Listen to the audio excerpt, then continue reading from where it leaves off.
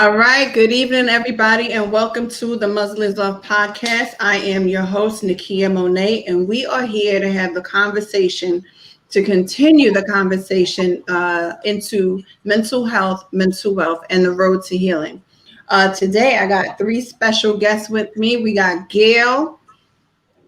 Say hi, Gale. Hello, everybody. I'm getting my setup all set up, so I apologize if I'm not looking at the camera right now.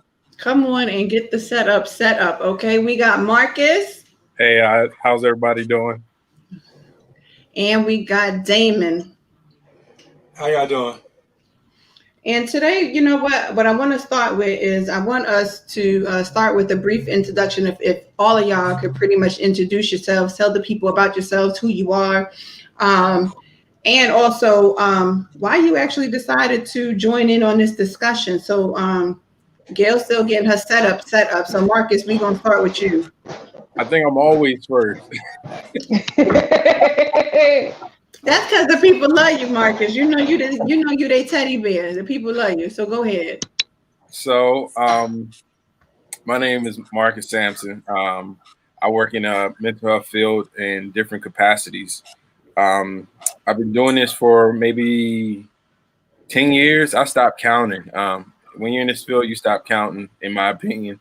My passion is to help the people who people might deem as unreachable, whether that's youth or adults. I've worked with both. I work with seniors.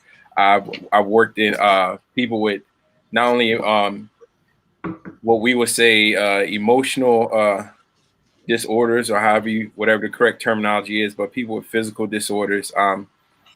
You name it, I've probably done it. I love this field. This field is very interesting. It's not as taboo as people think it is. It's only taboo when you realize that's what you're experiencing, and you could have gotten help a lot sooner than before you seeked out for it. Mm-hmm. I like that. Damon? My full name is Damon Avenger. I'm a licensed social worker.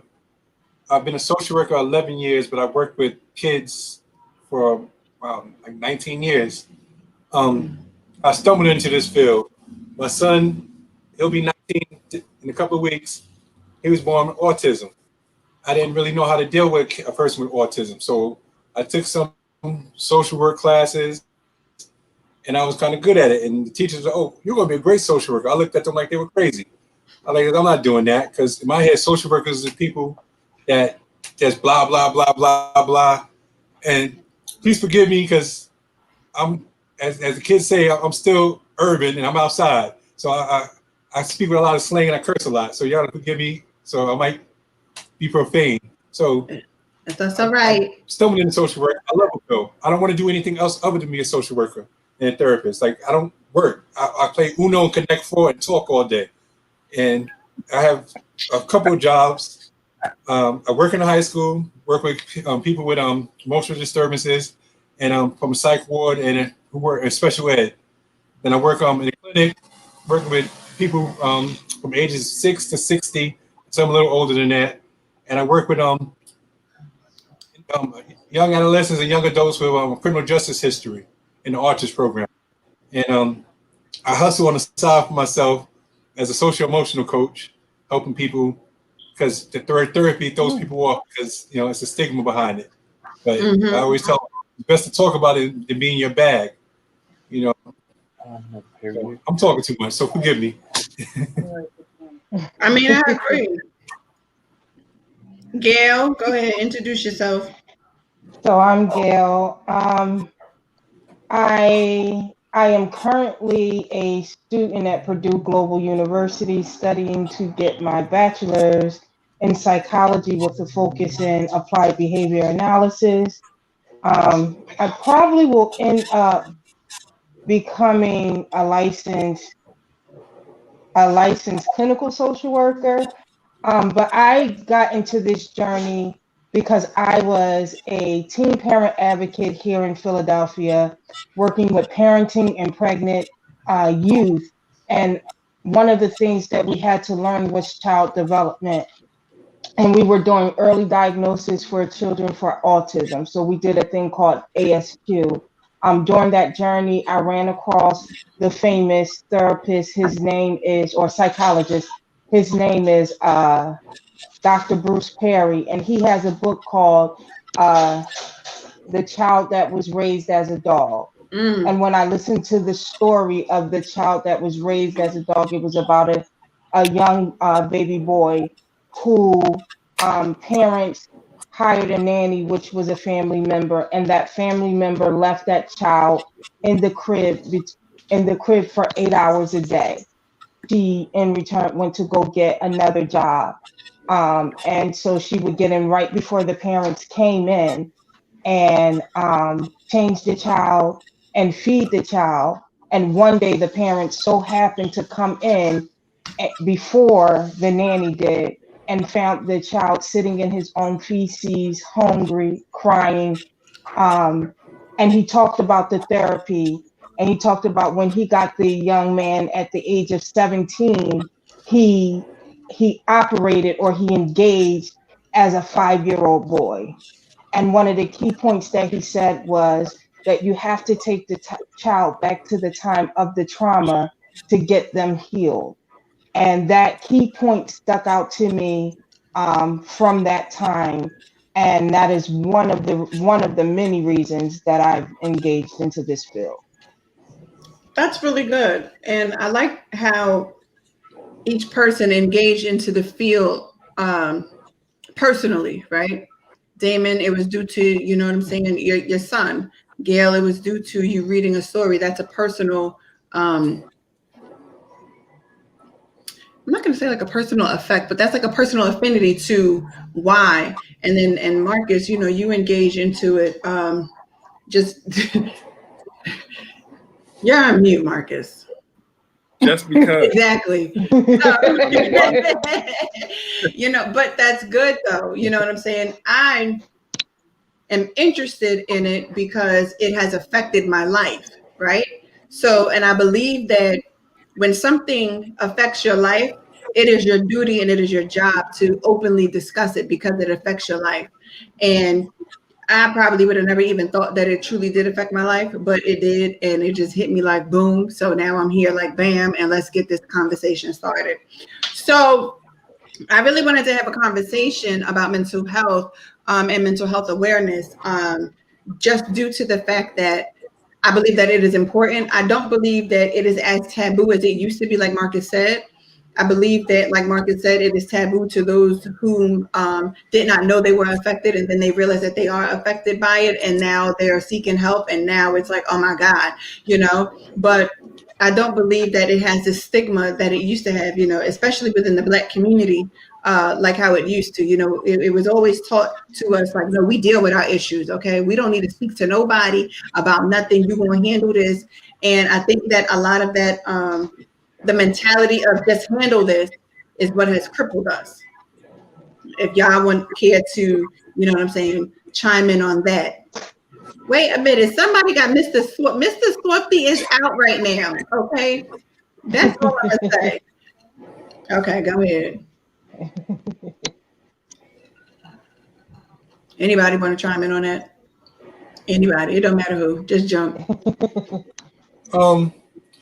Working in this field, it's like you said, it's the stigma is not as bad as it used to be, but working with young kids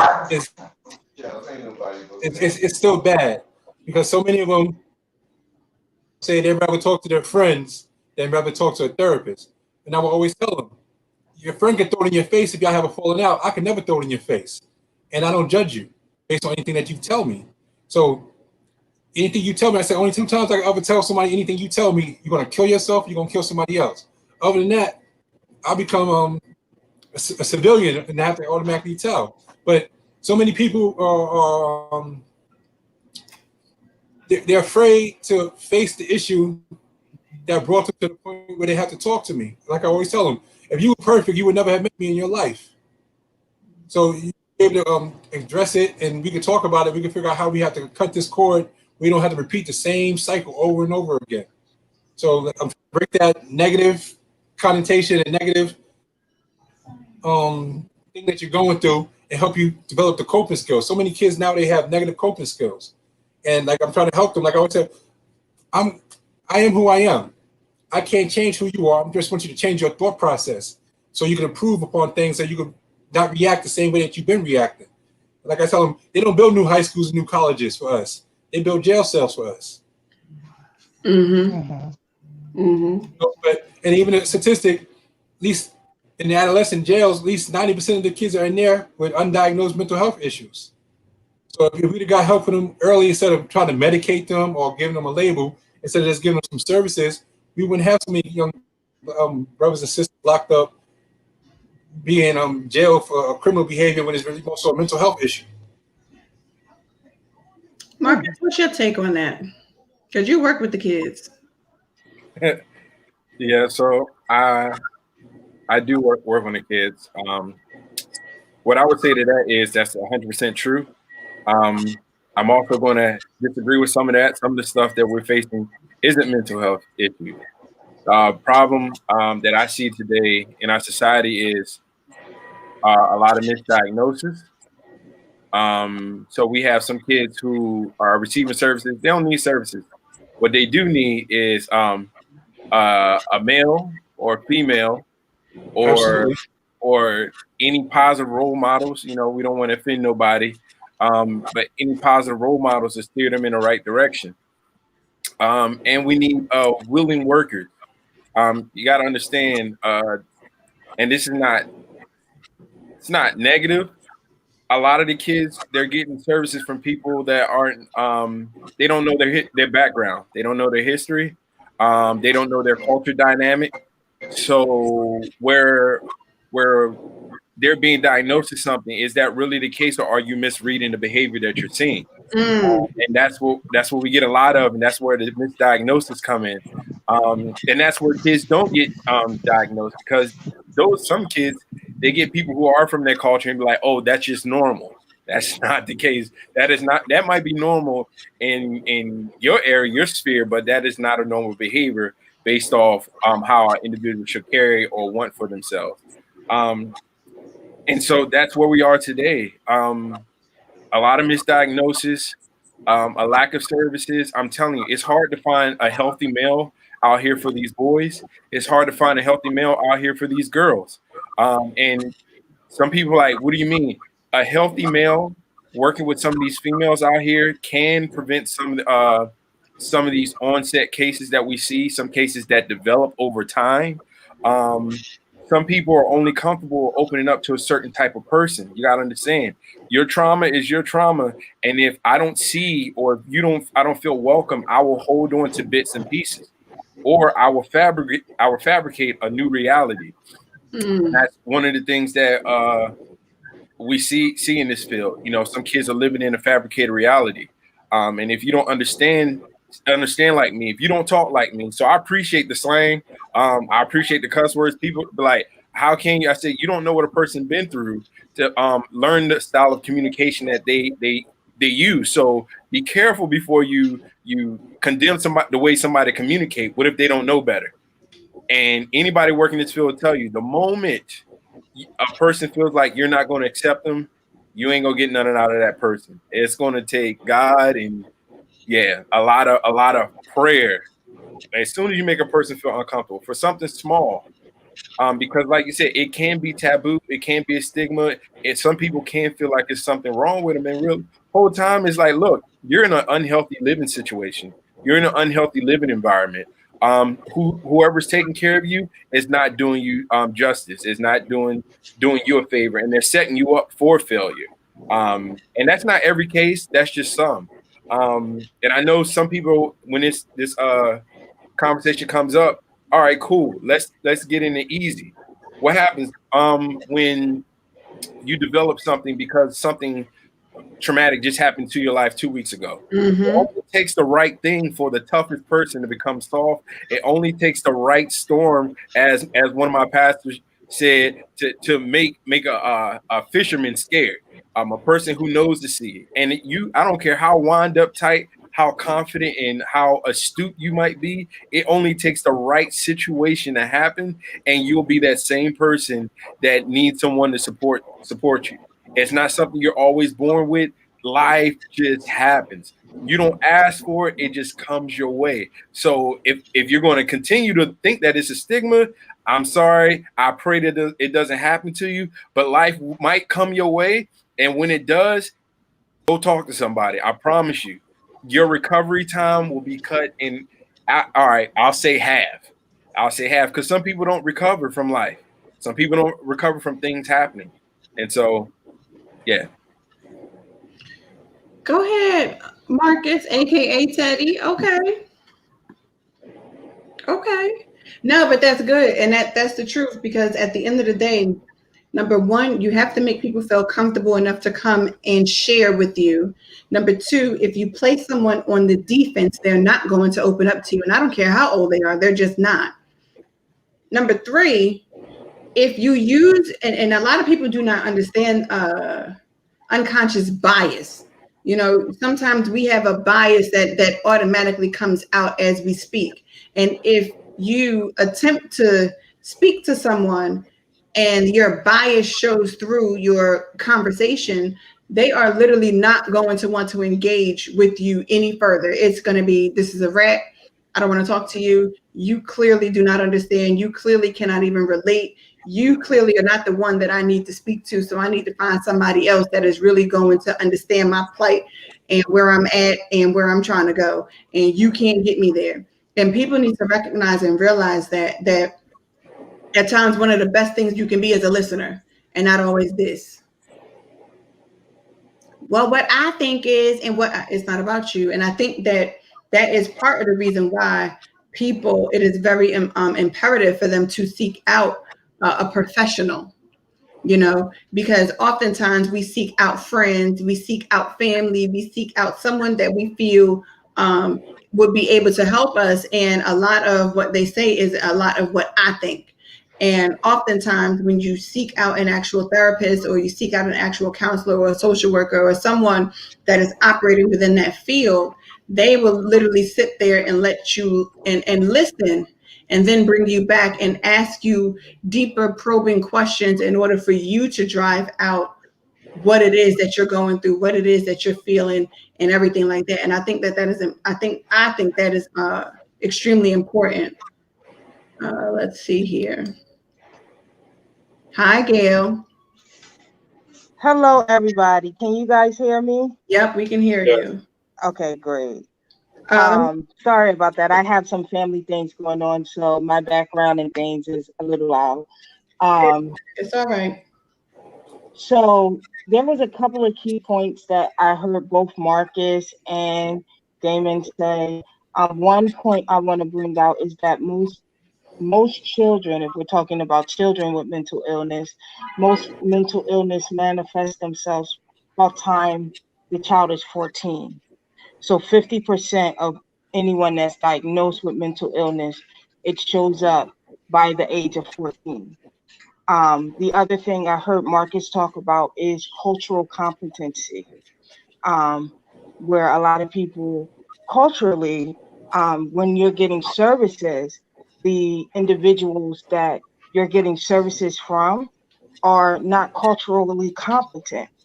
And that can be a real issue with when we start talking about diagnosing children. Okay.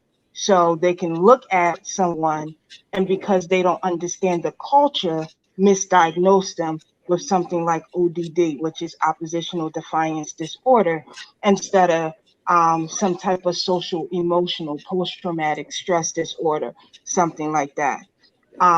Medication should always be the last resource and not the first resource. And it always should be a community or a team, a clinical team of people working together to treat the individual. When you're only seeing a therapist, or you're only seeing a psychiatrist, or you're allowing the primary care physician to prescribe medication, that becomes an issue, because you're only treating the symptoms and you're not treating the root of the issue. So those are some things that comes into play with when we talk about issues behind mental illness. That is also a part of the stigma. Some people don't want to go to therapy because they don't want to be medicated, and not understanding that medication should be your last treatment, your last line of defense. It is not the first line of defense, and it's not there to change how you feel. It is actually, let me say it this way. When I think of mental illness, and I've been going through this process since I've been age 16, I started therapy, and I've been in and out of therapy since 16. When I think about mental illness, I think about the brain being sick, just like you think about if you have heart disease, there is an issue with the heart not functioning correctly. And then they go through different types of treatments to get the heart to function correctly.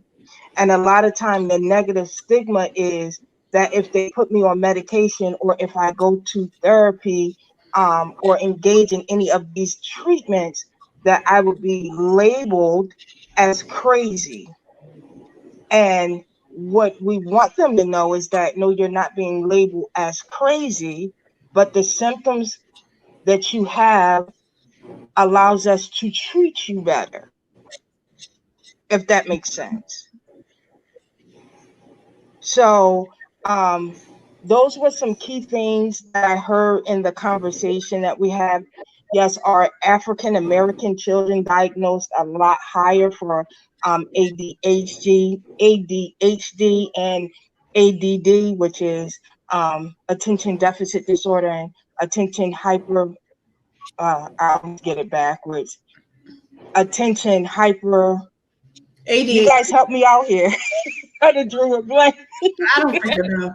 We know what they all got some type of disorder with attention. Yeah, some type of disorder where they are not focusing, but there are key, and when we understand, there are key things that psychiatrists, psychologists, neurologists look for to come up with these disorders, and to diagnose. And so you want to make sure you're getting someone that's competent in the field and has been practicing it long, and is not just went to school, graduated, and been practicing, but has been keeping up on the education, because things in psychology changes constantly.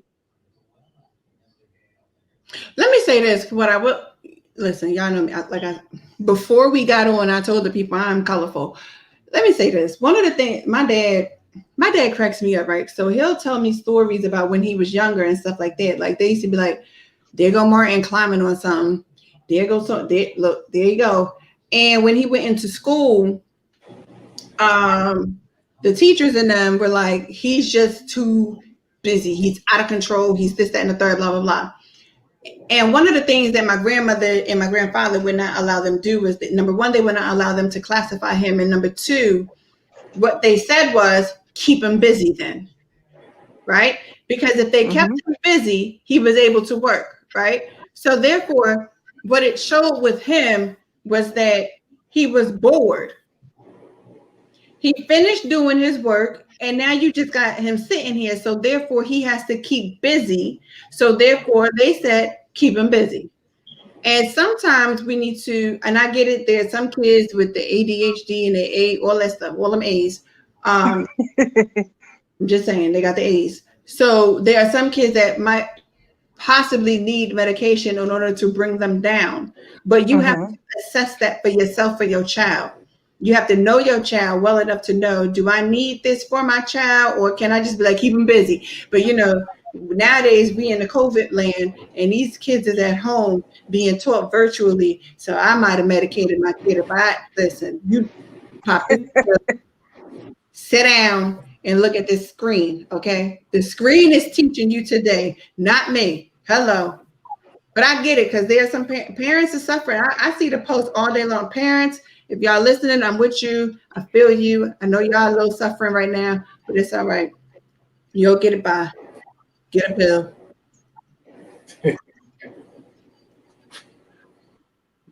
So to that, I wanted to add to that about the medication.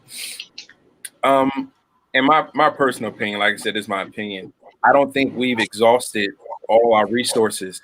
If we just everybody on here is African American or of African descent, I don't think we've exhausted our resources in our communities, especially some of our lower income communities. Mm.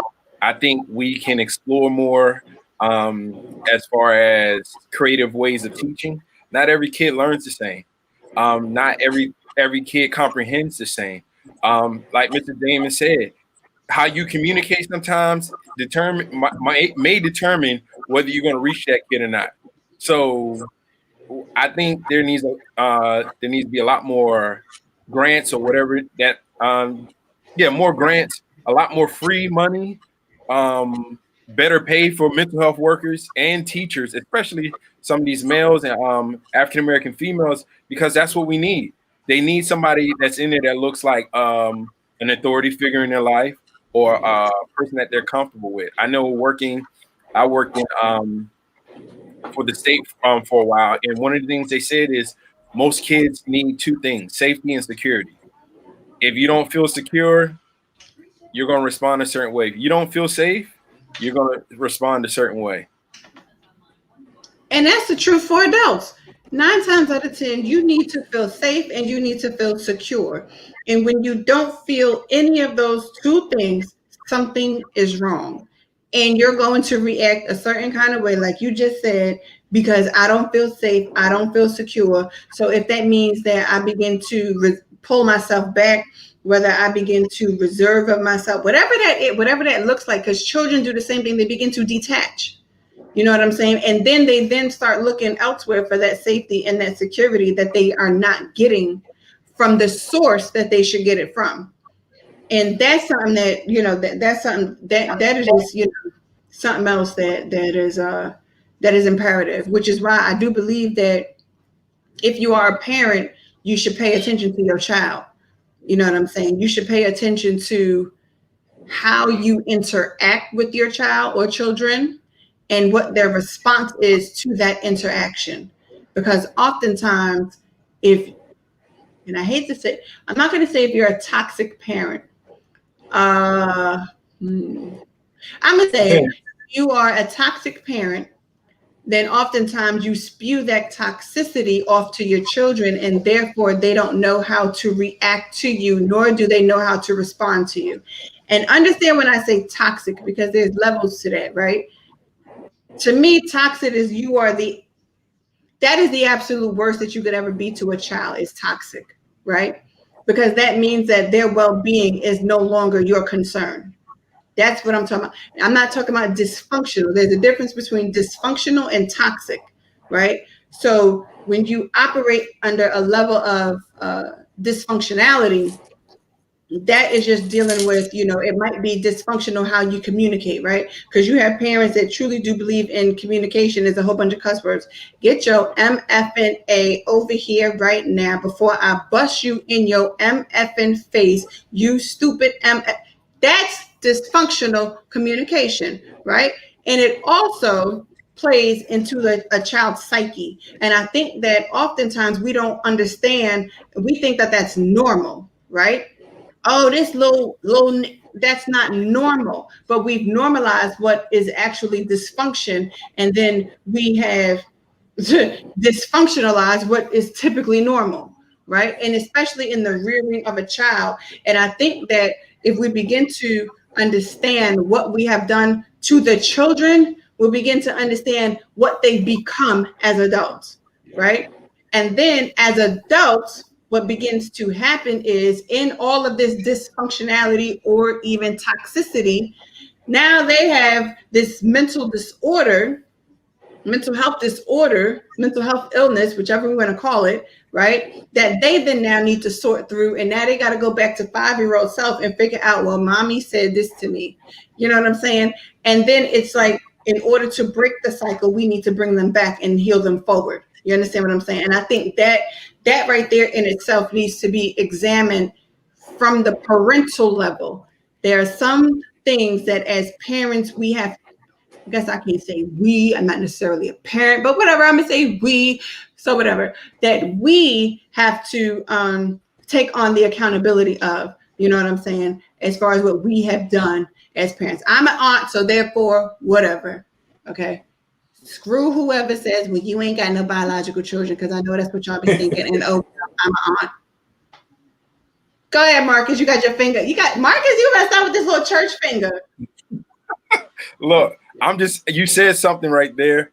Let me tell you something. Just because they ain't yours don't mean that you ain't the parent. Because there's a lot of parents out here that don't parent their child. And I believe everybody on this podcast can tell you, especially Mr. Damon working in his field and Miss Gale studying the field. Sometimes the parenting that the kid gets, they get it from their specialist. Whether it's their mental health provider, whether it's their coach, whether it's their librarian, whether it's the crossing guard. Sometimes that's the only parenting the kid is going to get. So just because you're not the parent, that doesn't mean you parent. So you can say you're a parent, because I've had to parent a lot of kids that ain't mine.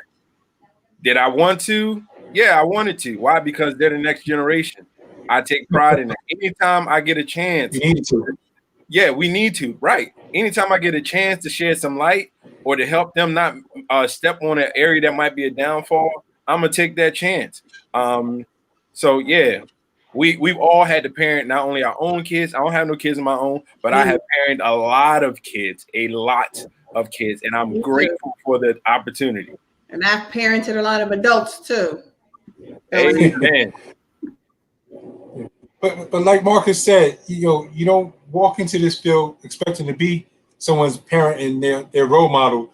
But you gotta understand, so many parents, that's how they were raised. So they're just repeating the cycle of what they experience. So, like I said, once you heal that relationship, you could help them, like you said, Monet, help them get out that stuck stage where they can move forward, and the next year they can heal themselves, and the next year they can learn how to communicate the appropriate way without the dysfunction.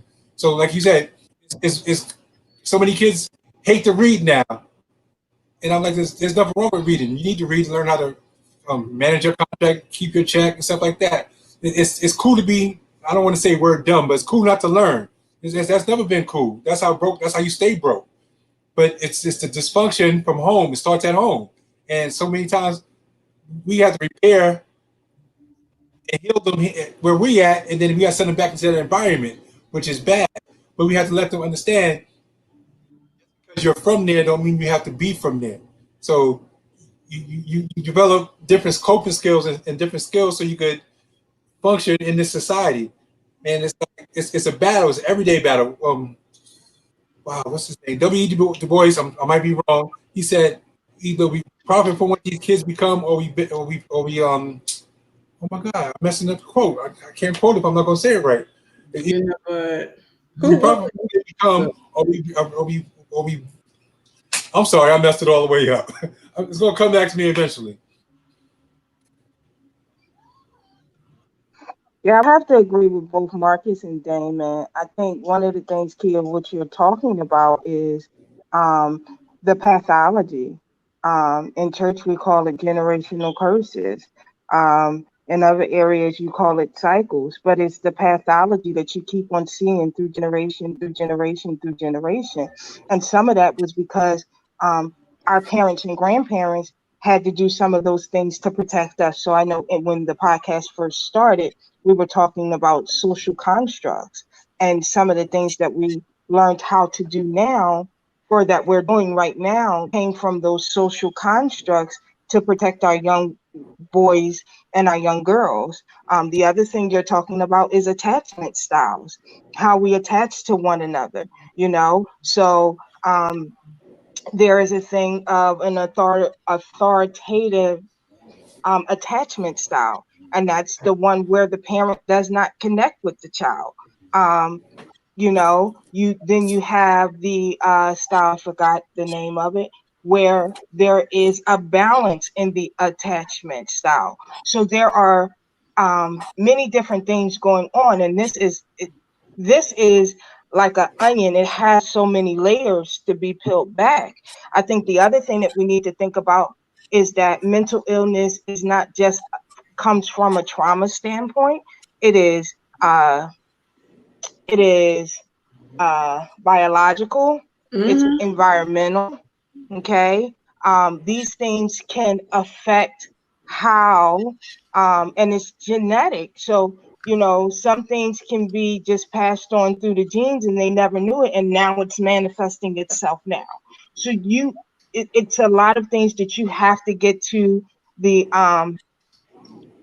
root of, to really find out exactly what's going on and why these behaviors are manifesting. Understand that every behavior is a learned behavior, and you want to find out what is the function of the behavior. Why are they doing this behavior? Are they trying to get praise? Are they looking for attention? Are they trying to get something tangible? And we need to figure these things out, but we cannot just stop at that point. We also got to look at, okay, why do they want attention? What are they trying to avoid or escape?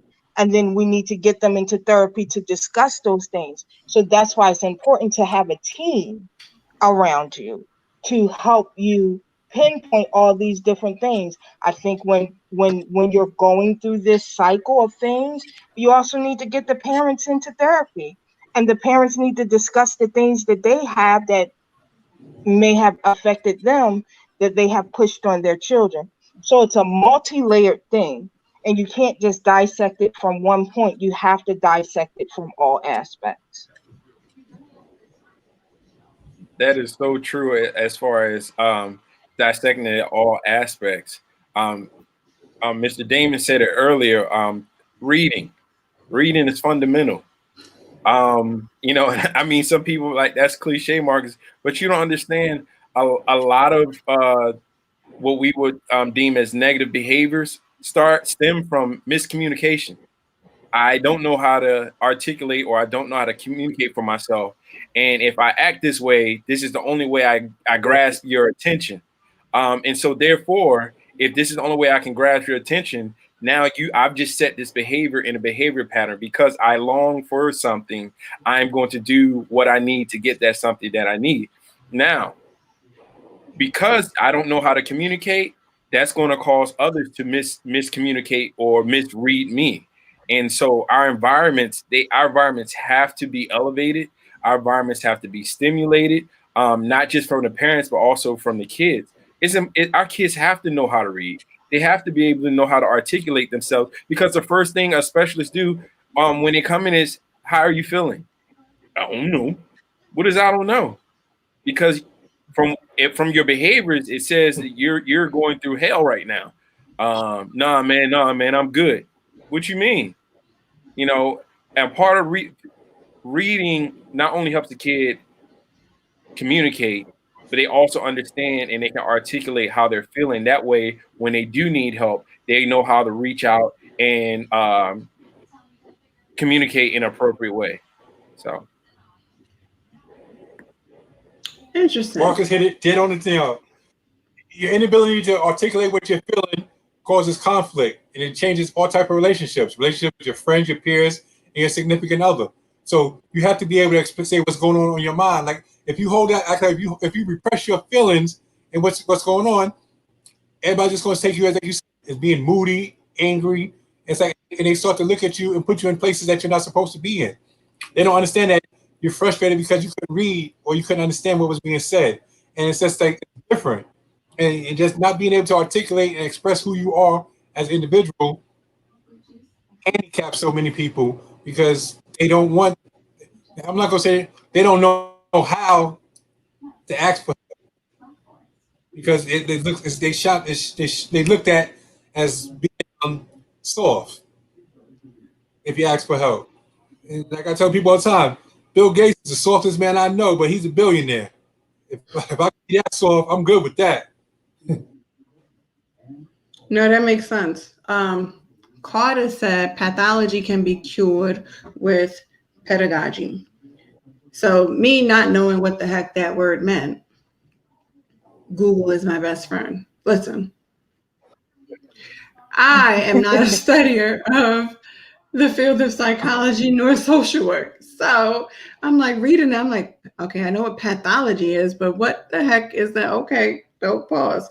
So it says that is a method and practice of teaching, especially as a academic or theoretical concept. But then it goes a little bit further. So it says it refers to the theory and practice of learning and how this process influences and is influenced by the social, political, and psychological development of learners. Now I understand what you're saying, Carter. Thank you for that. Carter commented off of the good YouTube. So I needed to go to Google and help me to understand exactly what you were saying. Okay. Google works. Yeah, it is well, that is what applied behavior analysis is. Applied behavior analysis focuses on the behavior. Now, there is a big rift between applied behavior analysis and other schools of psychology, because applied behavior analysis focuses on the behavior when other fields of or other schools of psychology, we call them schools of psychology, focuses on your thought pattern, right? But what applied behavior analysis does is teach you skills to the child or adult to stop the unwanted behavior and replace it with new skills for the desired behavior. Mm. So if you want a kid to stop having tantrums because tantrums get them attention, you have to replace that with something else that is going to give them the same response.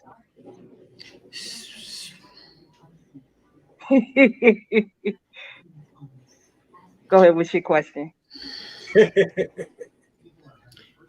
No, because my nephew was a tantrum thrower. Okay. We could be in the middle of the mall, and his little self decide that he want to throw a tantrum. So what you're saying is don't yoke him up by the collar. No, because you're actually giving him what he wants. Exactly. Because I yoked his little self up by that good collar. Get up. See, he knows that every time he throws in a tantrum, that you're going to yoke him up. That is attention to him. It doesn't matter what we think is negative attention. It's just attention.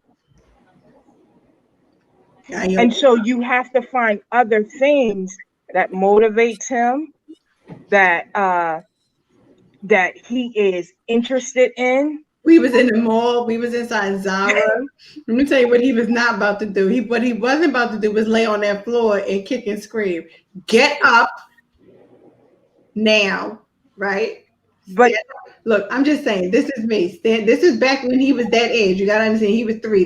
He's 20 now, so he's 20 now. He got yoked up. Stand up straight. Fix yourself, and we're gonna walk about this store. There wasn't nothing in Zara for him to get. He just felt like falling out at that moment. What could he get out of Zara? They ain't had nothing in there for children. There was nothing there. He literally I never forget that day he fell out. If my friend Callie is watching, she remember that day because she was with me in that Zara. I yoked his little self up, and then he fell out again. And the second time he fell out, I just stepped over him. No, because the second time I was like, no, I'm not doing this. I stepped over him and he got up. And that was actually the correct response. The first one and the second was correct. Okay, let me say it this way. I understand. I get it. I got a kid. But from the applied behavior analysis standpoint, what you did the second time is teaching him that every time I fall out, I'm still not going to get what I want, which is attention. So if you just let him fall out, make sure it's safe. He don't hit his head, don't butt nothing, cry, make sure all that is cool and keep on doing what he's doing. After a while, the instant gratification that he wants, he will not, it's going to be like, oh, wait, I'm not getting attention anymore. I'm not getting it anymore. And it trains the brain to stop. I need you not to be. So I'm gonna hit from the other side of the field. I'm gonna yoke them up too. I mean, that's the school that I attended to and graduated from. I yoke them up, and I'm going to tell you this: every situation don't need to be yoked up. Every situation That's true. you need to be yoked up, and some situations they need to be yoked up. The thing of it is it goes back to what Mr. Damon said: communication.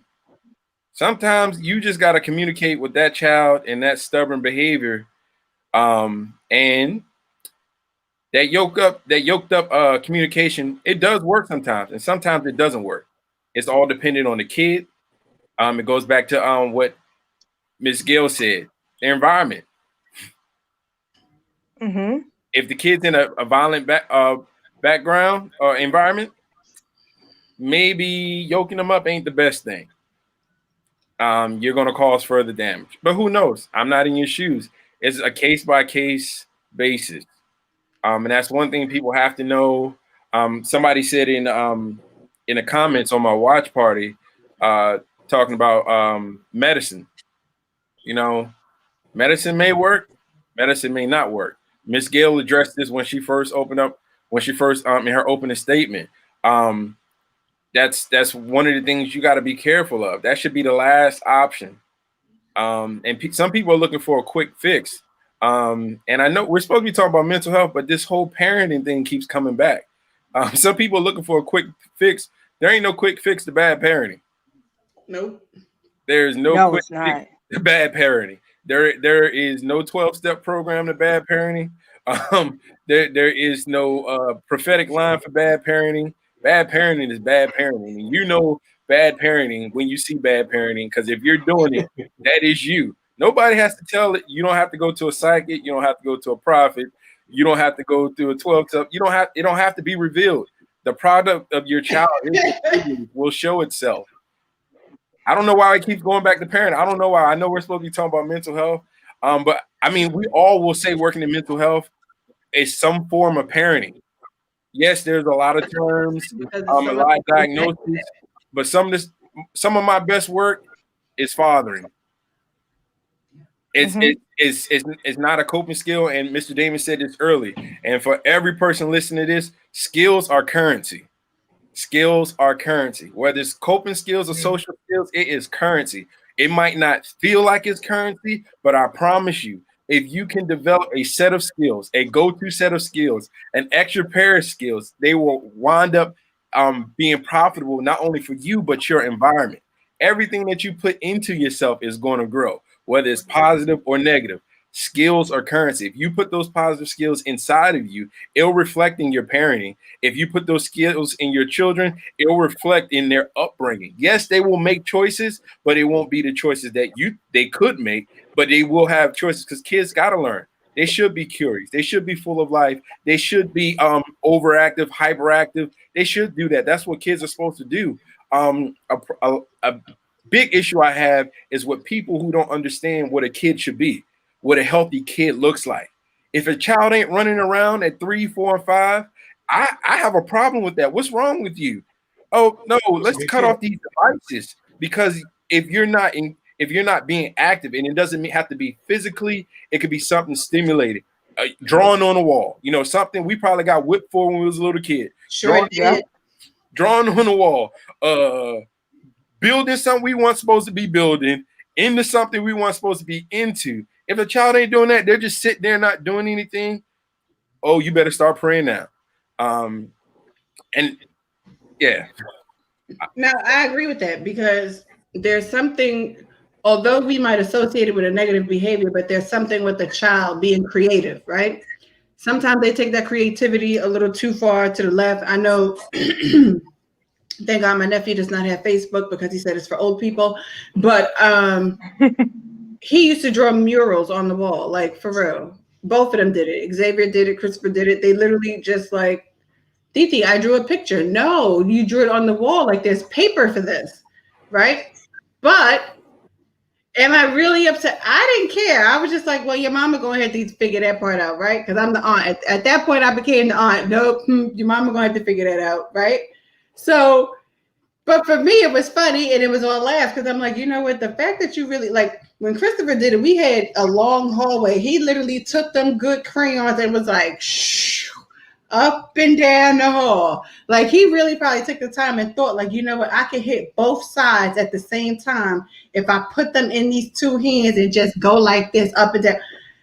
And as bad as that was, right? I was just like, this is hilarious. The fact that he really did this. And when Xavier did it, because I was supposed to be watching him, and when Xavier did it, I was like, but man, I told you not to touch nothing. I know, Titi, but they was right there. That's what he said to me. And I'm like, you know what? That's smart. You're right, because they was right there. You cannot resist the temptation of these good markers being right there. So you know what? Your parents will have to figure out how to get this off the wall. I don't have to figure this part out, right? It is what it is. You let kids be creative. And I had to learn, you know, through the years of having nephews and stuff, I had to learn when to be angry and when not to be angry and when to just be like, you know what? We're going to chalk this up. So Xavier didn't get yoked up as much as Christopher did, but Christopher got yoked up because that was my 19, 20-year-old self, and he was getting grabbed up. You know, stop it. You know what I'm saying? Xavier, you know, I was older, so Xavier got to talking to. I was like 30 when Xavier's going, so I was like, man, you know, you really shouldn't have did that. That wasn't right. So, you know, you might not want to do that next time, okay? Okay, Titi, thank you. You know what I'm saying? He got the reason side of it. Christopher got the stop, yoked up side. Yeah, I think, but the other thing that you just pointed out is that you grew as they grew, as you kept on having nieces and nephews. You grew in the style of parenting with them. I think that's the other thing we have to think about, because when I was 14 when I had my daughter. You was 14, and so I was 14 when I had Yvette. Yeah. So at 14, what do I know about parenting? Nothing. However, I knew that there were some things that I didn't want her to experience that I experienced growing up. And so I made it a point to do some things different. Now, did I get everything right? No. The other thing is that I've said this before, that me and Yvette grew up together because I was so young when I had her. However, even in that growing up together, I exposed her to a lot of things that was outside of the four corners. And that was a lot of things that I taught my students when I worked as a teen parent advocate, that you have to expose your kids to more than the four corners of their community. So when I went away to college, every weekend I would come home, get my daughter, and take her on my college campus. If she didn't have school, at that time she was about 3, if she didn't have to be in school, she stayed with me, and I would bring her back home. Every job, just about every job that I worked, she has seen every job. She has been to every job that I've worked at. So there was things that I exposed her to because I wanted her to have a different lifestyle. Now, not tooting my horn or anything, but my daughter is 23 now, and y'all can't see the lighting setup, but she has a lighting setup. She's graduated from Point Park University, which is a predominantly white college. Okay. She got a 4-year scholarship for $14,000 each year, and her college was $40,000 a year. It was because what I put in her when she was growing up manifested itself when I sent her off to college. So she's now a graduate with a degree. She can choose where she wants to work and what she wants to do. But I invested in her. And that's something that I used to teach my teen parents. You have to invest in your children. They are an investment to you. And you have to put what you put in them will come out sooner or later. And so if you are not putting anything good in them, you're not going to see the good. But if you put good in, you're going to see good come out. Now, I knew Yvette did some things, and I had eyes on her in certain areas and stuff. But when we went outside, and even now, people be like, "Oh, she's so well behaved," and I be thinking in my mind, but when she get home, her mouth is so flipped. But she didn't get flip mouth until she turned 17. A lot of parents deal with flip mouth children when they're 13, 12, 9. When I was raising my daughter, my family helped a lot. We used the village mentality. And then I didn't restrict who she could talk to. Let me stick a pin right here. Because a lot of parents restrict who their children can talk to, as far as, I'm not talking about pedophiles and all of that, but if they build a bond with someone outside of you that is a positive influence in their life, do not restrict the conversations that they have with them. I have a best friend that's been my best friend for over 20 years. And I feel safe and secure. I have two best friends that I feel safe and secure that my daughter can go and talk to my best friends and one of my best friend's partner, and I won't have nothing to say about it.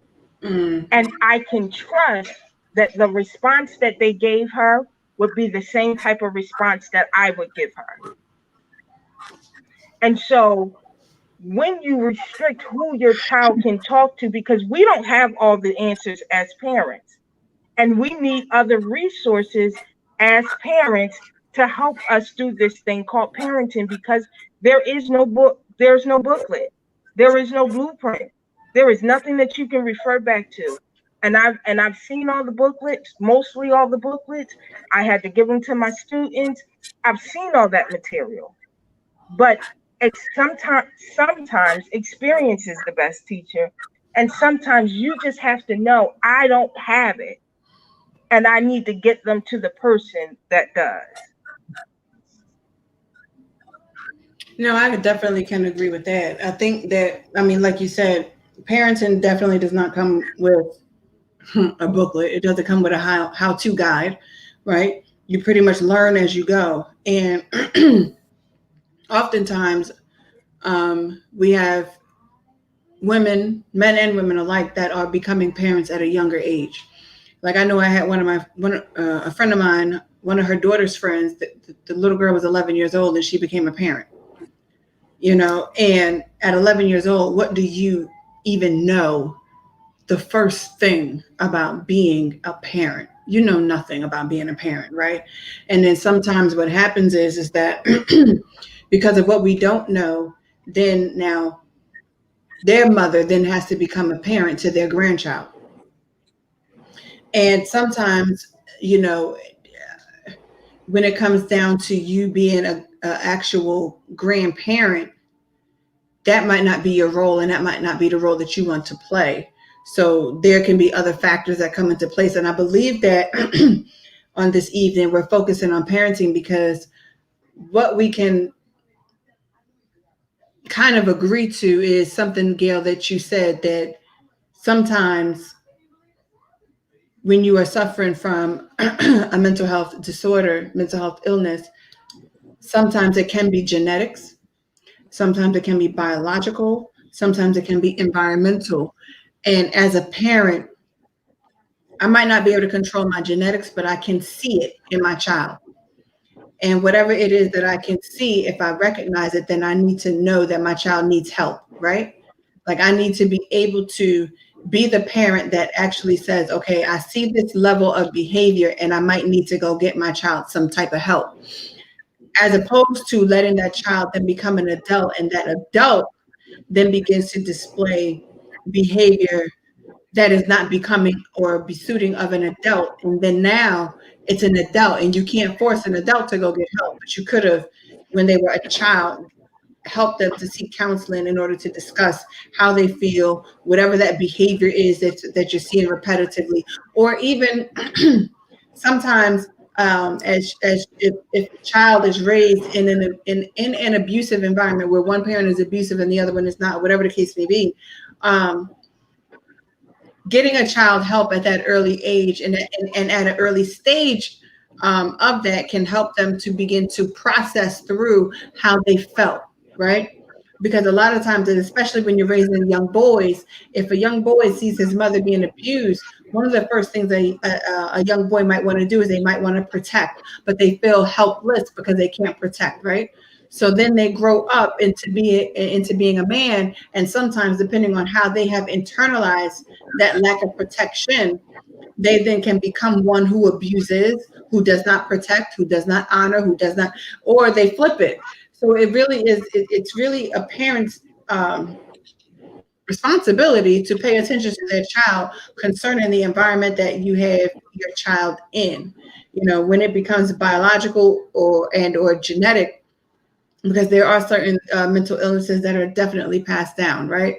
There's a genetic disposition, and we have to understand that as well. But sometimes that can be dealt with at such an early age that when they become an adult, it's not like, oh my God, wow, no, I know this. You know what I'm saying? I've been treated for this for so long, and this is what I know. You know what I'm saying? Like bipolar disorders, multiple personality disorders, and a lot of those other disorders that literally, and even depression and anxiety can be passed down. You know what I'm saying? Genetically, just based on many different factors or whatever. But I think that it is imperative that we begin to pay attention early. And even when, and Damon, you spoke of this because you said, your son was diagnosed with autism. A lot of times autism goes undiagnosed in children, right? Until recently, I'm going to say probably in these last like 10, 15 years, people have really began to really pay attention to autism in order to begin to understand it, right?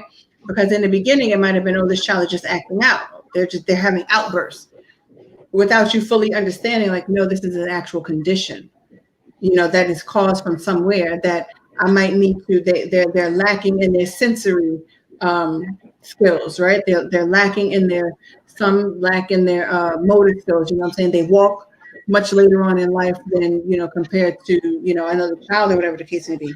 And, growing up with us, it was, oh, that child is lazy. They don't want to walk. Now there might be something going on that we haven't necessarily paid attention to. Like, it might be something else. Like, no, oh, that child not talking. Oh, he just dumb. No, he not dumb. He can't. He don't know how to formulate them words. You know what I'm saying? I think that it's important that we begin to understand that some things that we thought was just a child being a child was really something else, right? But because it was so taboo and unknown, because we have to understand, we fear what is not known. So it wasn't that it was just straight up taboo, like, oh my God, we don't do that. No, we did not know about it. This is unknown to us, right? Because the truth of the matter is that in our communities, we were not afforded proper health care. You know what I'm saying? And that's just history. That's just straight facts. That's just straight history. So because we were not afforded proper health care, there were so many things that were unknown to us that we were just like, you know what? Well, we figured out ways to get the child to talk, right? I'm going to keep talking A, B, C. We had to figure some things out to help them become functional until we were able to get the proper health care in order to get the help that we absolutely needed. And some things truly are a product of a person's environment. And we can't keep ignoring the fact that there is a such thing as a product of an environment. And oftentimes we like to ignore that fact, but the truth of the matter is that some of these mental illnesses, mental disorders are due to the types of foods that we eat. It's due to what we ingest as far as water is concerned. It's due to a lot, right? And sometimes when we are not taken care of, right, in certain arenas, as far as our health is concerned and what's readily available to us, this is the after effect of it, because alcoholism produces a form of a mental disorder. You know what I'm saying? Excessive drug use can ignite a mental disorder, and excessive trauma can ignite a mental disorder. And we have to be able to acknowledge that fact. You know what I'm saying? And then we have to understand, where the hell do I go to get help? Because the truth, I'm gonna be very honest with you, and this is just coming from me, a person that is very confused by this whole field. It's too much. You have this psychologist, that one, this one specialized in behavior, this one specialized in trauma, this one. That is overwhelming, because what you begin to do is, I then got to go through 100 of y'all to find the one. I ain't got that type of time. I'd rather sit here and suffer through it than try and figure this out. So somebody explain to the people how they can find what they need, when they need it, and how they gonna get it. Because I ain't got time to be going through 100 of y'all, because 100 of y'all are gonna further traumatize my little happy self. I'm trying to become happy, and you're putting me through a traumatic experience of finding my happy. I don't want to do that. Mm-mm. Help the people find their happy. Anybody got time for this? Going to 50,000 of y'all to find their happy. I want to find my happy now. What the hell do I need to do to find my happy? So I would say, if somebody approached me like, "What's like, Marcus, I'm trying to find my happy," my first question to them would be, "Well, why aren't you happy?" Because if you can search, there's plenty of therapists out there, a lot of social workers, a lot of counselors. If you don't know what's wrong with you, then somebody else could just be testing on you or experimenting. What's going on? So sometimes it does start with just going to talk to a counselor. I mean, some places offer pro bono, some places don't. Pro bono, I mean, you can talk to your doctor like, "Well, I'm experiencing this. Can you recommend somebody to me?" You might not like it, or you might like it. I know at one point I had to go talk to a grief counselor, and I'm telling you, 60 minutes with a grief counselor, I didn't even know what a grief counselor was. But after my time with the grief counselor, I felt like I lost 15 pounds. And I promise you, she said about 37 words in a span of an hour.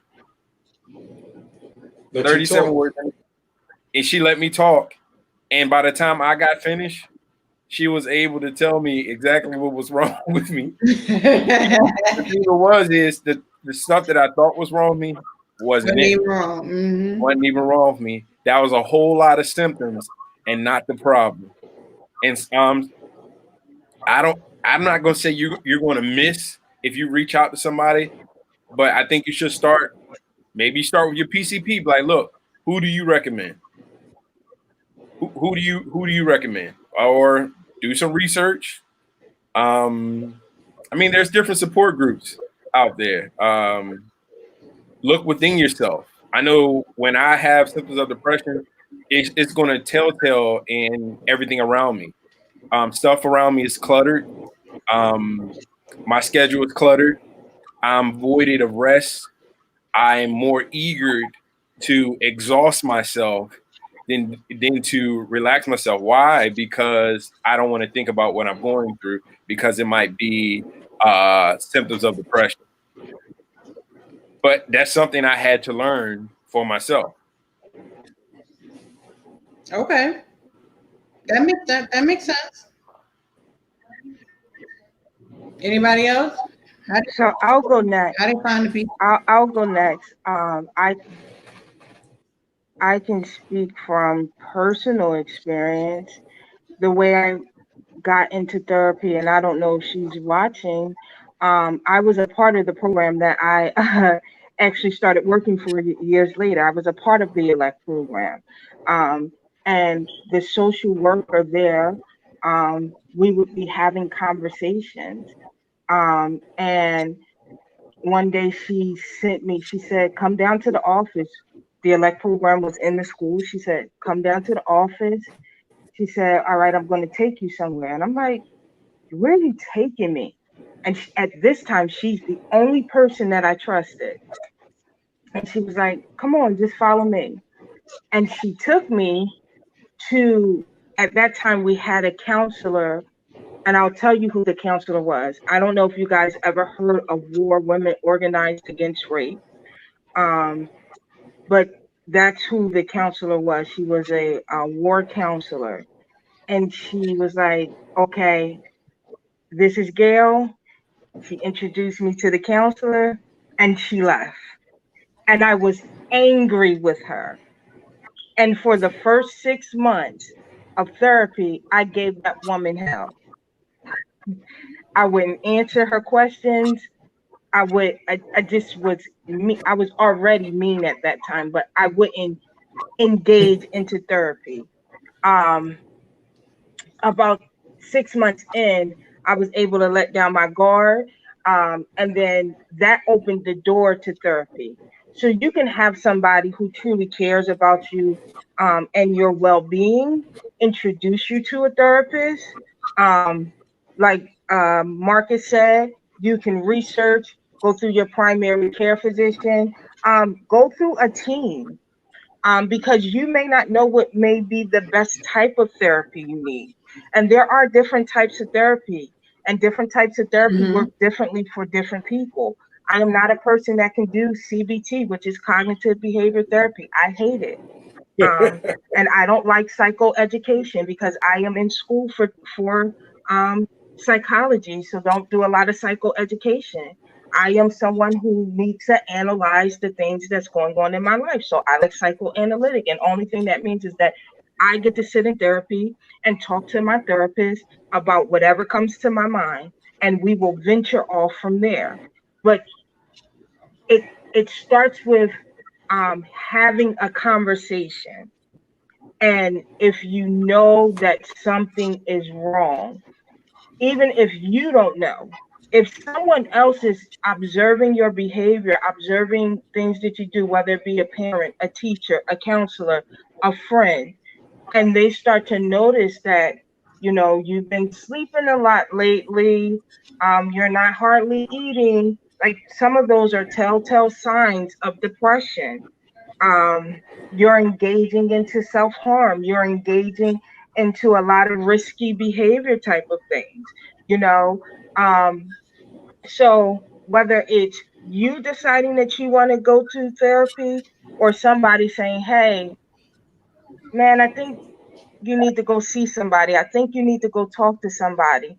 And if you're that person that is saying to the person, and they are apprehensive about doing that, you may want to say, well, I'll go to the first appointment with you, to get them the help that they need.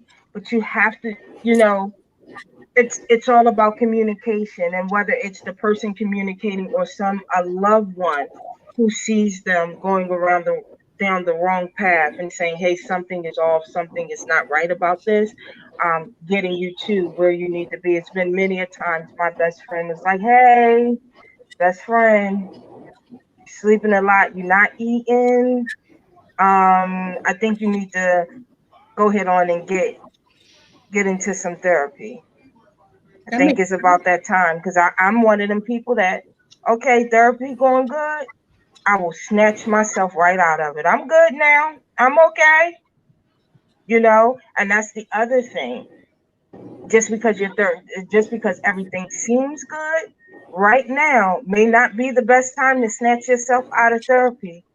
You know, you have to find out what works for you. And sometimes it's going to take you seeing 3 or 4 different therapists to find the right one that matches your personality and your style for you to mesh. Because all therapy is you building a relationship with a trusted individual who is going to give you the tools and skills you need to navigate through life.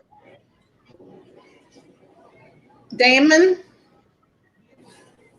Wow. How do I follow behind Marcus and Gale? Wow. Yeah. You know, That you put just me stop. behind the 8 ball. But like they said, it's you have to realize, like, wow, I might need some help. and you have to take that first step, which is the hardest step you're ever going to take in your life. And you have to find something that fits for you. You might need a support group. You might need a big brother, or you might need a mentor. And then as you take that step to find your happiness, then you'll start doing different things and you'll seek out help. Because then you realize there's an inner voice inside you that you haven't listened to for so long that, okay, let me listen to this voice now and figure out why I'm in so much pain. Why am I hurting? And why am I so angry? And then you can go to a nonprofit, you can go to a clinic, you might just even go to a hospital just to figure out who's going to be able to hear me and hear my voice and hear my pain and know why I am the way I am. I've had so many clients, they've gone to so many therapists, and then they find me, and first they see me, they don't think, wow, this man can't help me. And then when I talk to them, they're like, oh, wow, he understands me. And he speaks my language. And they open up, and they'll say, I've never told anybody this. And I'm like, wow. Or I can tell them stuff when I first see them in a minute, and they'll be like, how do you see that? I say, it's all over your face. As if if you know what to look for, you know what it is. And I always ask, I tell them all the time, the question you ask yourself is, how much shit are you willing to eat before you decide that you want to get help? And once you get tired of the taste of shit, excuse my language, I'm so sorry, I'm abrasive at times. Once you get tired of that taste, you'll do what you need to do to help yourself. And it's all about meeting the person where they at. And that's one of the biggest things of psychology and social work. You got to meet the client where they're at. And once you meet them where they're at, you can help them find they're happy. You know, Marcus and Gale said it all. So, I don't have much to say now. You always got your own take on stuff. It's all right. Marcus and Gale say what Marcus and Gale say. Damon say what Damon say. And Vicky say what she going to say. I just said to help the people. Because some folk ain't got time to be going through 4 and 5 and 6 therapists to figure out whether do I need a licensed clinical social worker? Do I need a psychiatrist? Do I need a psychologist? Do I need, it's a lot. And it can become overwhelming. And then on top of that, everybody specializes in something different, right? So it's like you have to pay attention to so much being on, the one that needs help in. And it's like, okay, I don't know nothing about this. So it's like this. Do you buy the first pair of shoes you try on? It depends on that shoe. I know my shoe size. Right. So, but every shoe ain't cut exactly. Foot, and you buy a different type of shoes. But my point. But here's so what y'all don't know about me. I am a shoeaholic. Gale knows this. Gale. Thank you. So therefore, I do not experiment with my shoes like that, right? So you keep shopping until you find the right shoe for yourself. What I do is when I know the designer, I know my size for that designer, right? Now, it's a little different when you're trying to figure out the right fit for mental health, right? Because of the fact that, number one, if you go to the wrong helper, it can further damage you. And I can only speak that from personal experience. I went to a counselor. That made me be against every single last form of counseling. I don't want to go, period. And I have not been back in 2 years, right? So I just want to help people so that they begin to understand the process. And the process is that you really can go to 4 or 5 different ones until you can actually find the right one. And I think that if that's understood up front, that is not just a once and done type situation, then, because see, I know my good designers. So I know that if I buy Christian Louboutin shoes, therefore I need to hit up that good size 40. Okay. I also know that if I buy Steve Madden because they cut a little narrower, then I know I need to hit that 9.5 and not that 9. So there's a thought process that goes into my purchasing of shoes. I know that if I buy Vince Camuto shoes, right, I know that I know the length of my foot in inches. So therefore, when I look at that size, I know that I might need to get that 9.5. So there are certain things that we know innately, but there are other things that we might not know about when we need to shop around for help, because it ain't no one size fits all type situation with the help that you need. Because everybody don't specialize in what you need. What, Marcus, with that church figure? Go ahead, Marcus. So you said a mouthful right there. I believe me, Damon, and Gale will agree with this. What you said can be applied to a person's everyday life. A lot of people don't do preventative maintenance. So we will call it self-care. So how will you know where you need to go if you're not practicing self-care? If you're practicing self-care, you'll know where you need to go. It might not be 100%, but you'll be close to about 60 or 70. Why? Because you'll know what you need. If you're accurately getting rest, you know what you feel like when you're getting rest. And honestly, a lot of people don't know what it's like to get rest. A lot of people don't know what it feels like to take care of themselves in an appropriate way. Some people think just because I have a roof over my head, that's enough for me. No, you are a living human being, and you need some loving. I'm not. It doesn't have to be physical. Sometimes you need something. And if it is physical, I'm tired of folk. Oh well. Sometimes you need something to stimulate you. So a good book from the library, a nice walk at your favorite time of day, something that just helps you take care of you, whether it's your favorite lipstick, a certain scent, a shade of color. Self-care is lacking.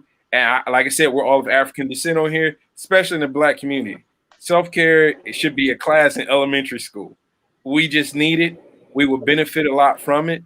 We will be able to identify some things that we might say are issues, and we'll be able to expose some things that are issues and omit some things that aren't issues. We have to learn how to take care of ourselves. And if you can practice that, like I said earlier, Mr. Damon said it, Ms. Gale said it, skills are currency. Currency, if you can get these skills up under your hands, and not all one skill ain't gonna be for everybody. You're gonna find a set of skills, and those skills are gonna work for you. And you work those skills till you need a new set of skills. Come on, skills, work them. Yeah, skills work. Like I said, self-care. If you're practicing healthy self-care, you're gonna know what you need when you get off. Why? Because you're gonna be resting. You're going to be taking care of your body. You're going to do things that add to you. Yeah, I think the other part of that is that you said when I buy a certain shoe, I know how it's cut. But it took you time to figure that out. You had to learn that. And I think a lot of times we don't invest in our mental health just like we don't invest in our children. And so before we even get to mental illness, every year you go and get a physical done to make sure your physical health is okay. It allows you to catch and do early detection on things. We need to be the same way about our mental health. So before you even get to feeling like you're mentally ill, if you're doing a mental wellness checkup, you can catch it well before it develops into full-fledged crisis moment, right? Mm-hmm.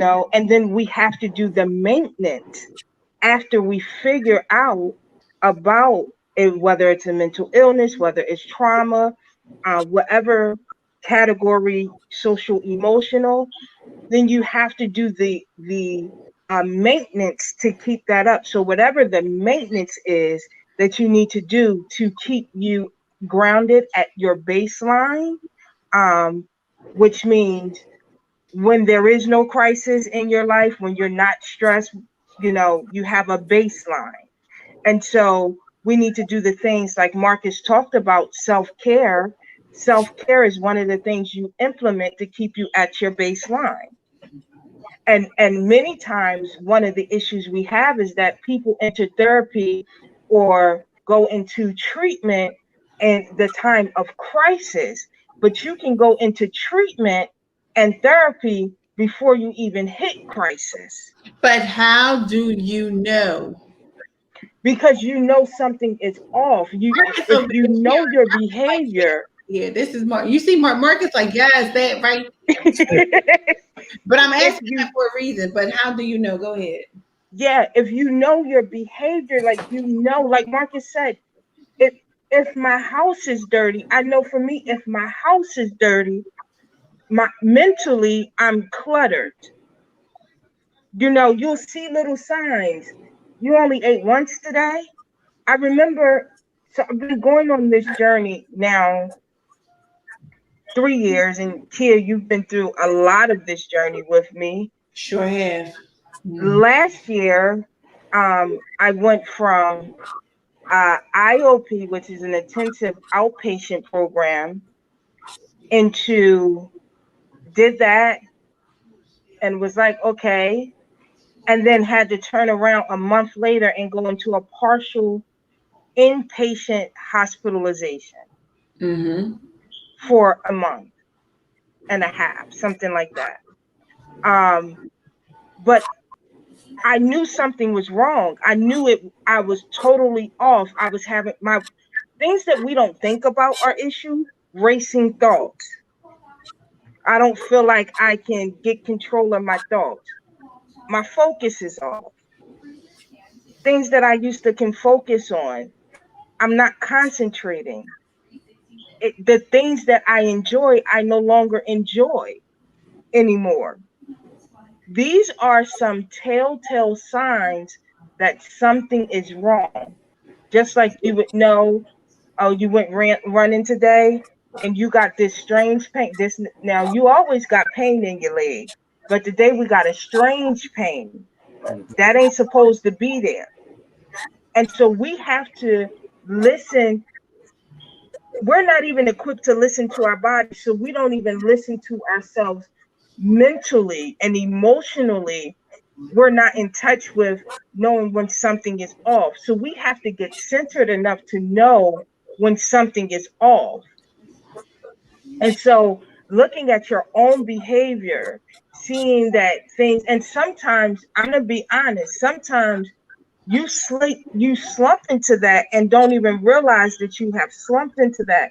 And that's when you need those family and friends to say, hey, boo, something up, what's up? What's going on? I ain't talk. If you're a person, Kia, me and you talk, at least twice, 3 times a week? If we don't have super busy schedules. If you ain't hear from me in 3 weeks, you gonna call me up like, hey, something wrong? What's up? What's going on? And so we got to be intentional in checking on not just our strong friends, but all friends that we call friends, because everybody does not say when they're going through something. The other aspect of this is that we also have to remember that if someone is going through something medically, if someone is struggling medically, it will affect their mental health. And one of the things over the course of my schooling, but even before I got into schooling, I was doing this mental health thing. That somebody gets diagnosed with something. For me, personally, it was me losing my mobility and me having to stay in the house. Now, if you look at me, you can't tell that I can't walk a full city block, that I can't go out and for 3 years, I was stuck in the house and had everybody doing everything for me. Mentally, that wore on my mental health. And so we also have to know that medical things can also affect your mental health. Okay, I'm done. I know I said a mouthful. No, but you're right, because at the end of the day, everybody's personal, whatever it is that is within their personal, can affect how they feel and how they view everything. And it can begin to play on, your own personal mental health. And I think that it is important that friends know your pattern, right? Because we have patterns, right? Gale know what I was about to say. That's why she left over there, because I was really about to do it, but I was like, I'm not going to do it this time. I'm going to control myself in all of my colorfulness and not do it. But if she gets this pattern, I'm going to crack up. That's all I'm going to say. So, it's a Philly thing. It is, Other people say it like that too, which just irks my whole good soul. But it's okay. Y'all can have y'all patterns all y'all want. It is pattern. Pattern. Ain't no ren at the end of that. Okay. I said it and I don't care. Got it out. Okay. I feel much better. Anyway. So, like I was saying, what, Marcus, with that? You gotta put that church finger down. I always do it. It's common. Gale was just saying so much stuff, and she jumped right before she said that final little small thing. You don't always have to wait till something's wrong for you to go see somebody to talk to, and that's where a lot of people get tripped up. They wait till they're at their crisis stage, and they're not open to hearing. How about you go when you're at your baseline? That baseline is where you do most of the work. In that crisis stage, that's when you let others help you. Some people might not agree. Some people might agree. I can tell you when I'm at that crisis stage, it's about maybe 2.5 people who can talk to me. And if those 2.5 people will change depending on what I ate for breakfast, if my coffee was well, if the sun is shining, what kind of humidity. I'm telling you, when you get to that crisis stage, you're irrational. So sometimes the best time to talk to somebody is when you're baseline. That's when you're open, you're clear. You can receive like, I appreciate your time. I'm glad I got insurance and it paid for this. I need to talk to somebody else. That's the truth. Because Gale knows when Gale's in crisis mode, she can't talk to me. Ain't that right, Gale? No, we cannot have a conversation at all. She needs that good person that takes that good co-payment. That is not Nakia. Dead serious. But hello, but I'm honest. And Gale be like, I can't even talk to you. I'm like, you right. Can we make an appointment? Right? Because I am not. She is not me. I'm not that. And it's okay. There are a lot of people. I would be in a crisis mode and nobody will know it because I won't. Won't talk. I will not. I will not speak or utter a word until, like, if I'm.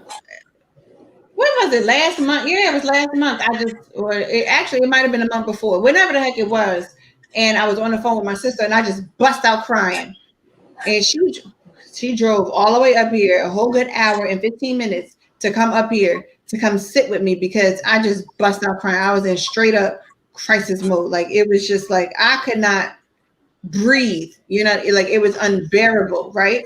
And then I had another friend that he did it for me as well. I was in straight crisis mode. It was Mother's Day, and I was just in here, balled over, just in tears. I could not move.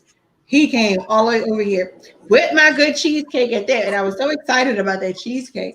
But I'm just saying I was excited about that cheesecake.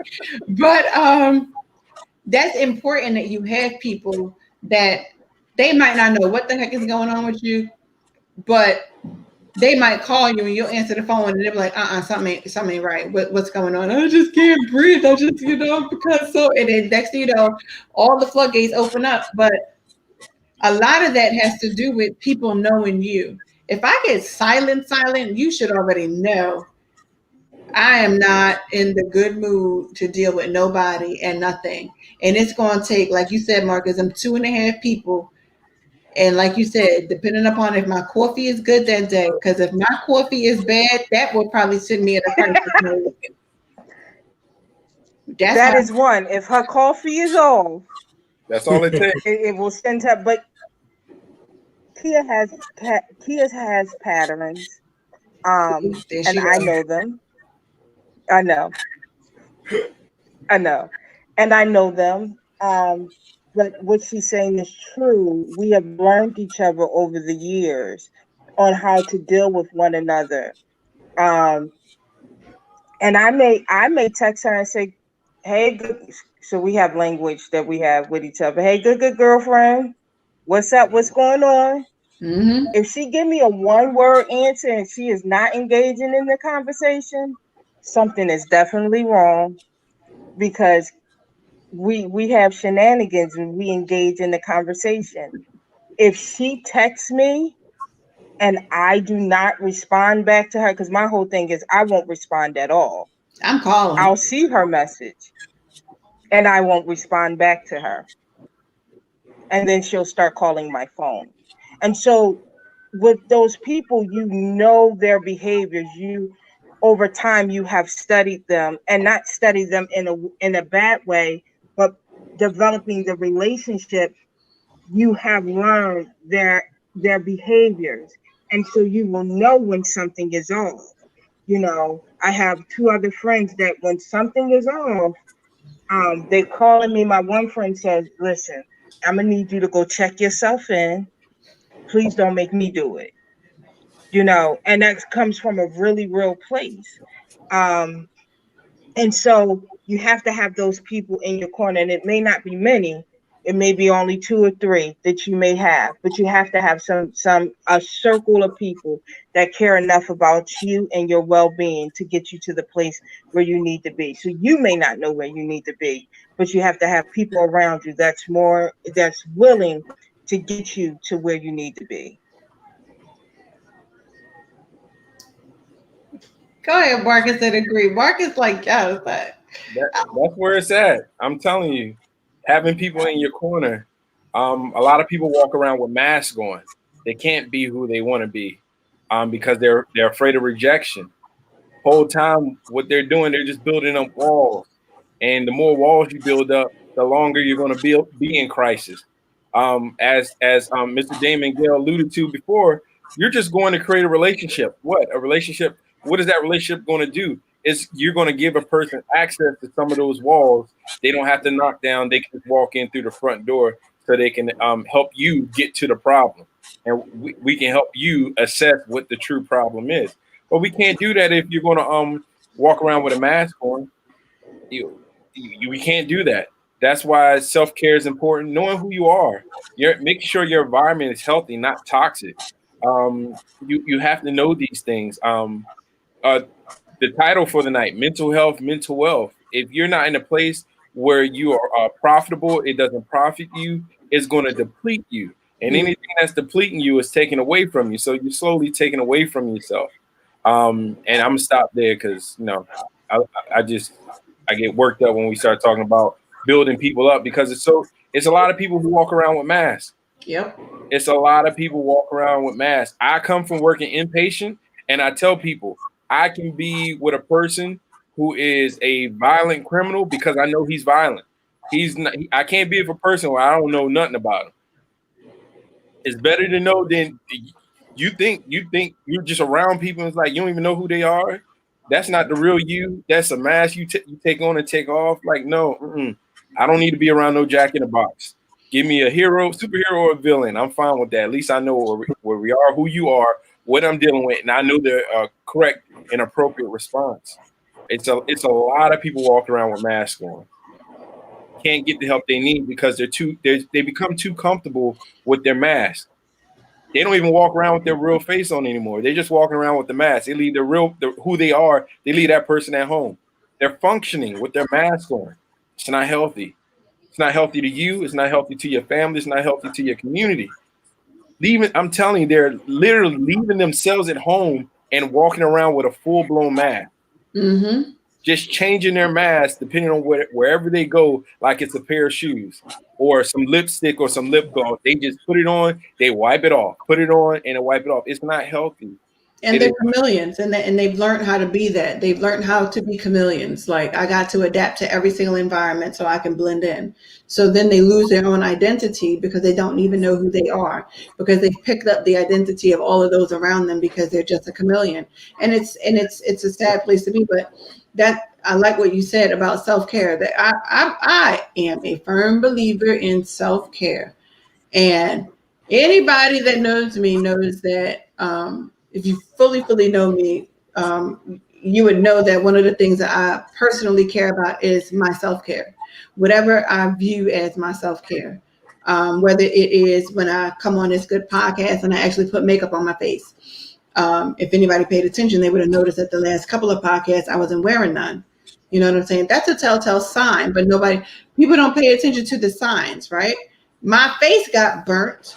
Hello. So I couldn't put none on. You know what I'm saying? But nobody actually paid attention to the fact that my good face was burnt. It's fine. That's all right. Ain't nobody asked me how I felt about my good burnt face. Nobody asked. It's okay, though. That's fine. I healed. Praise him. Okay. Thank you for healing. You know what I'm saying? Without the asking, but I'm just saying. But no, but some people have patterns, Gail.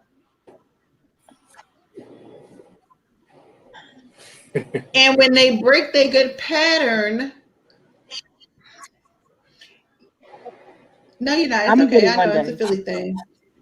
It's a Philly and a South Jersey type thing, and wherever hell else they say pattern. I just can't. That is not part of my the vocabulary. It would make me itch. See, y'all see I'm itching there. But anyway, no. Gail and I mess with her with that all the time with the pattern and stuff like that. This is just like a running joke. So she knows it's all in good humor. But I do believe that it is important. Like listen, I believe in going to get massages. I believe you need massages in this good day and age. I believe everybody needs a massage. Everybody need all them kinks worked out. You can shake your head all you want, okay? You might not need a massage, but ladies, if you hear me, we need massages. You hear me? Okay? Get all that stuff rubbed up out of you. Your head, your hands, your feet, your leg, your thigh. I even sort of had this good butt massage going. That massage, I was like, yes. You know what? I can't. Listen, but I bet you the people felt good. Okay, when they came up out of that, they was probably like, "Oh, I ain't never had my booty rubbed like that before." You feel me? Like I bet you, because I watched that whole good video, and I bet you they fully enjoyed it, and they were probably relaxed, and they felt like they could take on the world. I believe every hair, nails, feet, massages, all that stuff that is imperative for your mental well-being. Going and even for some people, you know, the truth of the matter is we've been experiencing a pandemic, right? We haven't even really discussed it, but we've been experiencing a pandemic, and people might not be in the same financial position that they were in before, right? So there are certain things that are now limited because they're not in that position anymore. But whatever it is that you could do to help you feel great about yourself, I say do it. If that means, even if you used to go to the gym, but now you can't afford your gym membership, even if that means you go run outside in the park, although I'm firmly against running outside of anybody's park because I don't like the elements, but that's just Nakia. That is not you. You can run outside in the park if you don't mind the elements. I mind all the elements while running outside. So I can't necessarily do it. It just messes with my good psyche. But I'm just saying, whatever it is that you need to do to produce and get that adrenaline, all that, a lot of what we experience can be hormonal. And some of us need a release of some of these hormones. And some folk is running around here backed up. I'll say it like that. With the release of your hormones. And you might release some hormones. Okay. See, y'all laughing. But people need a release of hormones. Okay. Some hormones need to be released so that you, okay, can feel your zen. Okay, and once you have the release of the hormone, am I lying, Gail? No, you're telling the truth. So there's been a lot of things that's been said. So I'll go to the hormonal thing. I'll probably circle back around to the mass thing because I think that's very important too. Hormonally, we have dopamine and serotonin, right?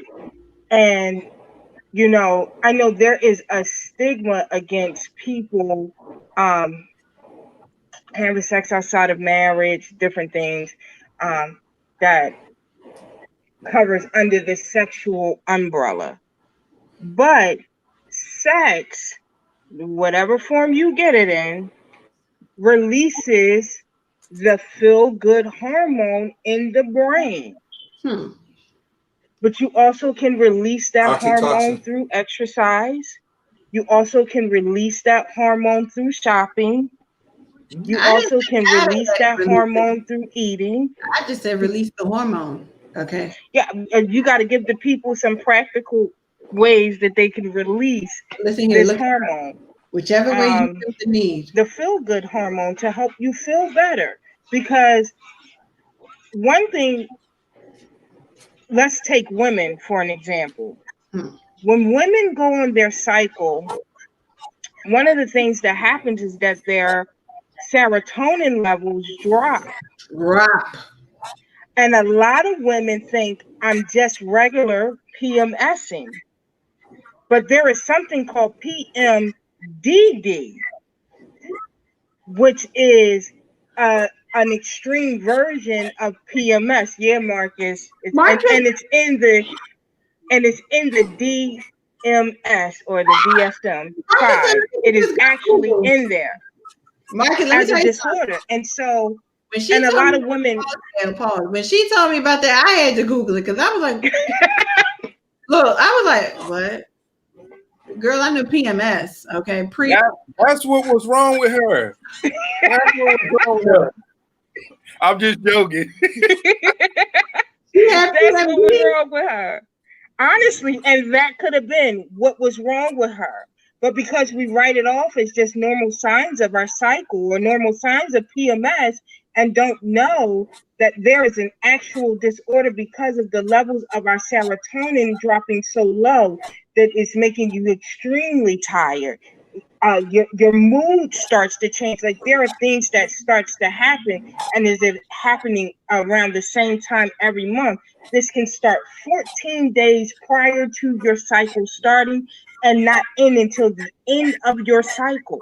So women are suffering 3 weeks through this PMDD, which is literally keeping them home in the house because it's so severe, and so we got to think about these different things when we start talking about hormones being off, things like that, chemically imbalanced, what that means. Now, those things you may need a pill for if you cannot balance it through sex, exercise, and a diet. Let's just be real. Good old exercise, and it works. Let me say this, okay? Whichever way you balance yourself. Exactly. Now, I need to circle back to this thing about masks real quick. I'm going to try and make it short. But Kia knows these are things that we have talked about in very long detail, so I'm passionate about it. But one reason why a lot of people walk around with masks on, it goes back to parenting, especially for the Black community. One reason why is, if you notice, the best example I can give you, I was watching Erica Campbell's show, Meet the Campbells or whatever it was called. And the two daughters, there was an issue and they were combining their room or something, changing their room.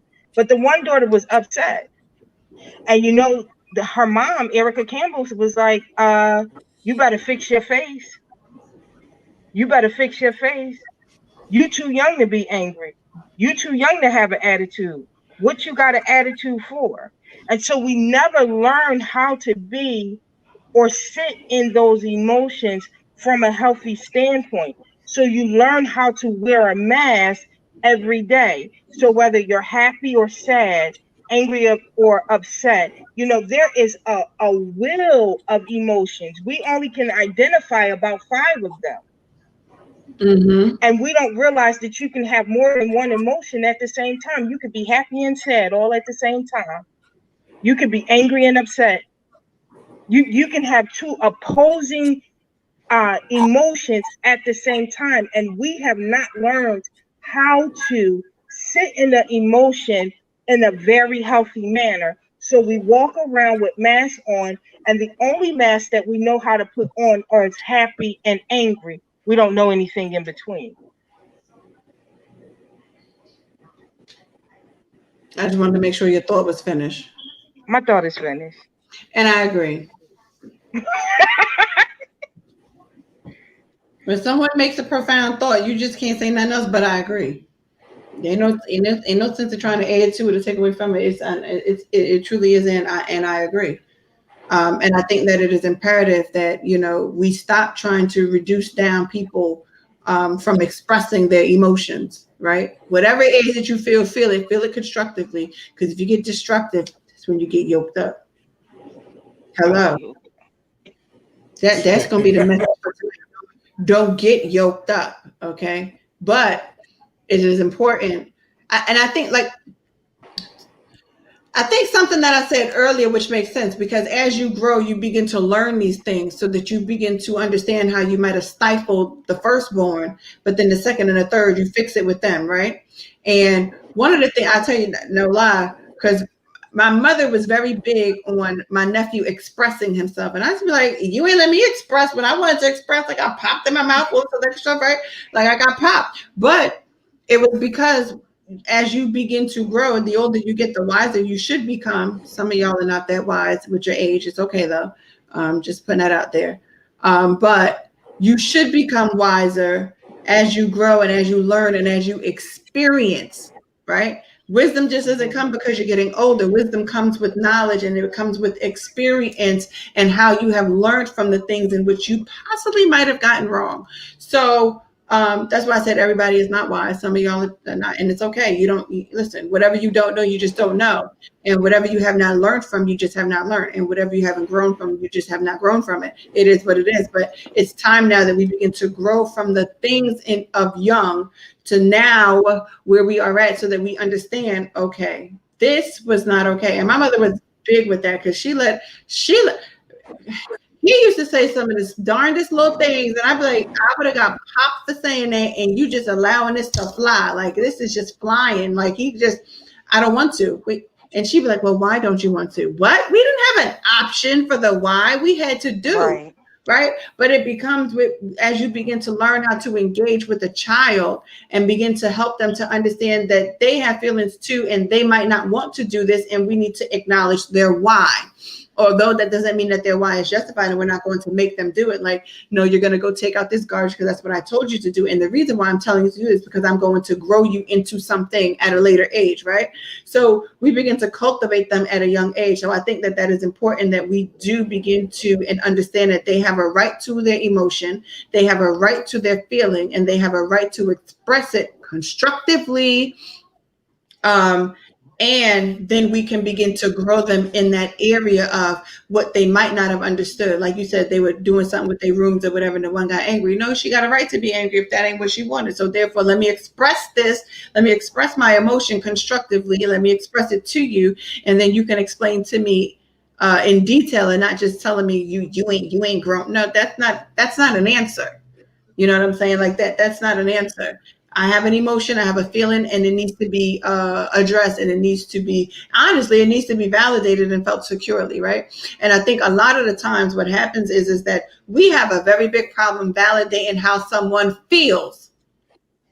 And Gale, and I'll be transparent, Gale gets on me with this all the time, because I'm like, well, no, because she'll be like, well, you can't invalidate. And I'm like, oh, okay. Yeah, because you don't have your validation of how somebody, okay, before I say that, first we have to remember that emotions are energy in motion. Okay. And the next thing is, we have to remember that you're validating my feelings don't mean that you agree with what I'm saying. That's what people don't understand. That just means you identify that I'm upset, I'm happy, I'm sad, I'm overwhelmed.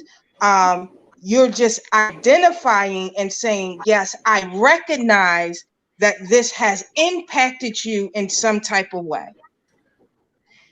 So what happens is, the reason why we cannot validate people's feelings is because we cannot recognize that a situation or something that happened has impacted that person, whether it be negative or positive. It has an impact on us. And how I explain this impact is how you look at a fossil. When you get a fossil in the ground, there is an imprint that it has left. And so a lot of times these things have left an imprint on our heart, and we have been affected by it, but no one wants to acknowledge that. Mm-hmm. I'm with it. All right, Damon, we done said a lot. I know you probably sitting over there like, I need to jump in here, but I don't know where to jump in at. No, like everybody said, the masks are for various different reasons. Some people aren't able to be themselves because they don't know who they really are. Some people are afraid to be themselves because they don't want to get laughed at. Some people just they feel like they their emotions and feelings and their thoughts have been invalidated so long, they take on the identity of someone else. You know, it's the hardest thing is to be yourself. And so many people try to be someone else. So, like I said, it causes a shift and a crisis in their mental.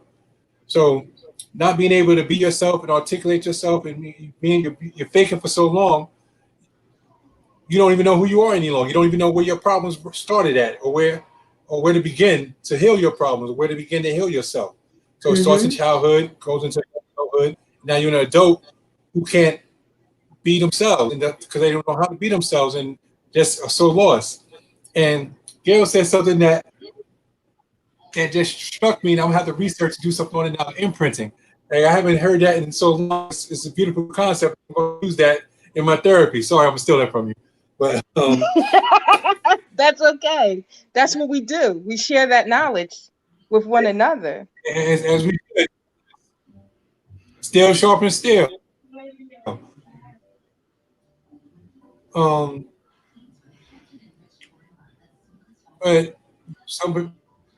we have to be able to not be afraid to, like Marcus said, to take our mask off and be us. And once we be, understand it, and they can feel your pain and they can help you address it. And like I always tell every kid I work with, you have the right to be angry. It's how you express your anger that determines what's going to happen next. You know, and that's all I got. That's all right, but it's real. It's the expression of the anger. You know, we believe, as the Bible says, it's all right to be angry, but sin not, right? So it's what happens after the anger. What do you display post anger? You know what I'm saying? And is it constructive or is it destructive? Does it hurt you? Does it harm you? And I think that a lot of times when we begin to become self-aware, right? Because a lot of this boils down to your own personal. As you get older, because a child is not necessarily self-aware to the level that we would want them to be. But as you get older, you learn how to become self-aware. There are some of us adults that are not very self-aware. So we begin to, exude a lot of toxicity around us because we're not necessarily self-aware of even our own selves. But ones who are self-aware of themselves, as we become self-aware, we can take a mask off and begin to realize, like, yo, that wasn't me, and that's not me. That's not who I am. That's not what I stand for. That's not what I'm about. So now we begin to shift and transition even within our own selves as we become aware of ourselves and get to know ourselves at our core. What I will say is that it is almost 9, and I really, truly want to thank y'all for this well-rounded conversation. I do believe that it is going to help people, to become more informed about mental health, mental wealth, and get people to really begin to understand the impact of Are You Okay? And the imprint that we can leave on each other's lives, right? Because at the end of the day, as individual people, we leave a lasting imprint on someone's life, good or bad, right, happy or sad. We leave it. You know what I'm saying? And I think that this is where self-awareness comes into play. When you become more aware of yourself, you become more aware of how you are affecting someone else's life. And I think that is imperative, because I never want to be a person that causes a negative effect in someone's life, right? And I don't think that anyone should ever want to be one that causes a negative effect in someone's life. But if you find yourself to be that person, right, that causes a negative effect in someone's life, or it could be the catalyst of a negative effect, whatever it is, because sometimes it's not intentional, it can be unintentional. Some people, it can be intentional. So you have to have a certain level of awareness, and then we also have to have a certain level of accountability. Like, I believe one of the things, we haven't necessarily hit it directly, but we have basically talked about accountability, right? we have a circle of people that will literally hold us accountable to the things in which we do and the things in which we say and how we act, all of that stuff. And I think that that is imperative, right? I have people that will literally hold me, they will hold Nikia accountable for the things in which I do, the things in which I say, the things in which how I act. And sometimes I agree and sometimes I don't. And if I don't, I just don't. It just is what it is. We're going to not agree. We're not going to agree to disagree. I don't believe in all that. I think that's just, I'm not going to tell you what I think, but we're not going to agree to disagree. I'm just not going to agree with you. And that's just where it's at, period. We don't need to go back and forth about my non-agreement with what you just said, right? And I think that that comes with a level of understanding and awareness that we all don't have to agree. And it's okay to have healthy disagreement. Well, we just going to agree to disagree. No, we're not. That's a cop-out. I'm just not going to agree. And that's just that. We just need to come to a common ground of understanding of what we both are saying, right? And I think that part of the issue that we have is we don't know how to effectively communicate with people. And that's a huge problem. Communication is a huge problem. That goes across the board. That's whether you're in a relationship, a personal relationship, a marital relationship, all of them relate the ships, okay? All of them ships that you in, all of this boils down to an effective way to communicate. A parental relationship, you have to know how to communicate with your child. You have to know how to, when it comes down to you communicating with your grandparents, when it comes down to a lot of what we suffer through can be helped if we all learn the common ground of communication, which is understanding. Everybody wants to be right. Everybody wants you to be wrong. And it doesn't get resolved that way. Do you understand the words that are coming out of my mouth? It's just that simple. And if you can't understand what I'm saying, help me help you understand what I'm trying to get across. Whether you agree or not, let us come to the understanding that we at least can understand. Right. And this is where it even comes through with grief. People would say, well, you just got to get over it. People tell you the same crap with trauma. Well, you just need, it happened and now you need to move forward. It happened to me. Therefore, you can't tell me how I need to move forward because it didn't happen to you. I need you to understand that this happened to me and this is how I got to process through everything. Everything is a process in life. And I think that that's probably one of the reasons why we touched on parenting so much and children so much, because we have to be responsible for what we are raising, period. And just because I was raised one way does not make it right for the children that I have, right? We have to learn from the generation, just like how I said my mother was. She clearly learned from her non-popping self, okay? Because if we said something smart, it was a pop, and a pop. Christopher said something smart, it was, no, I could understand that. What? Pop him in the, you know what I'm saying? But when you know better, you do better. And I think that a lot of that, the negative reinforcement has damaged a lot of us, right? The negative reinforcement, and we haven't done a lot of positive reinforcement. So I just think that this is part of the reason why I wanted to have this level of a discussion, and the aspect of children, to bring children into it, because 9 times out of 10, when you're 50 years old and you still got to deal with 5-year-old you. We seeing it in the news every day, right? Look at John Gray. Perfect example. We're dealing with 16-year-old him. Yeah. I'm just saying, you see it in the news. You see people every day who, John Gray is the example because he says, he has to heal his inner little boy, right? You hear a lot of women talk about they have to go back and heal the inner little girl. And so we have to, let's start that healing at the baseline that we talked about earlier before we get to the point that we're in crisis, that a relationship fell apart, that someone passed away, that some type of crisis that spiraled us down, and now we're going through all these many things. Let's start dealing with stuff at the baseline. Let's not make therapy a taboo thing. Let's have discussions around it. Let's start having discussions in our home about how do you feel. No, not I'm okay. Okay is not a feeling. Let me say that again. Oh, I'm okay is not a feeling. How you feel, or do you feel good? Are you tired? Are you happy? Are you sad? Let's start dealing with feelings. And let's be okay for that person to feel how they feel. And you be okay that they feel that way. Don't get angry at them because they're angry. We do that a lot. I don't even know why you mad. Now you mad at me because I'm mad because somebody did me wrong, and I'm mad at that person who did me wrong. Right.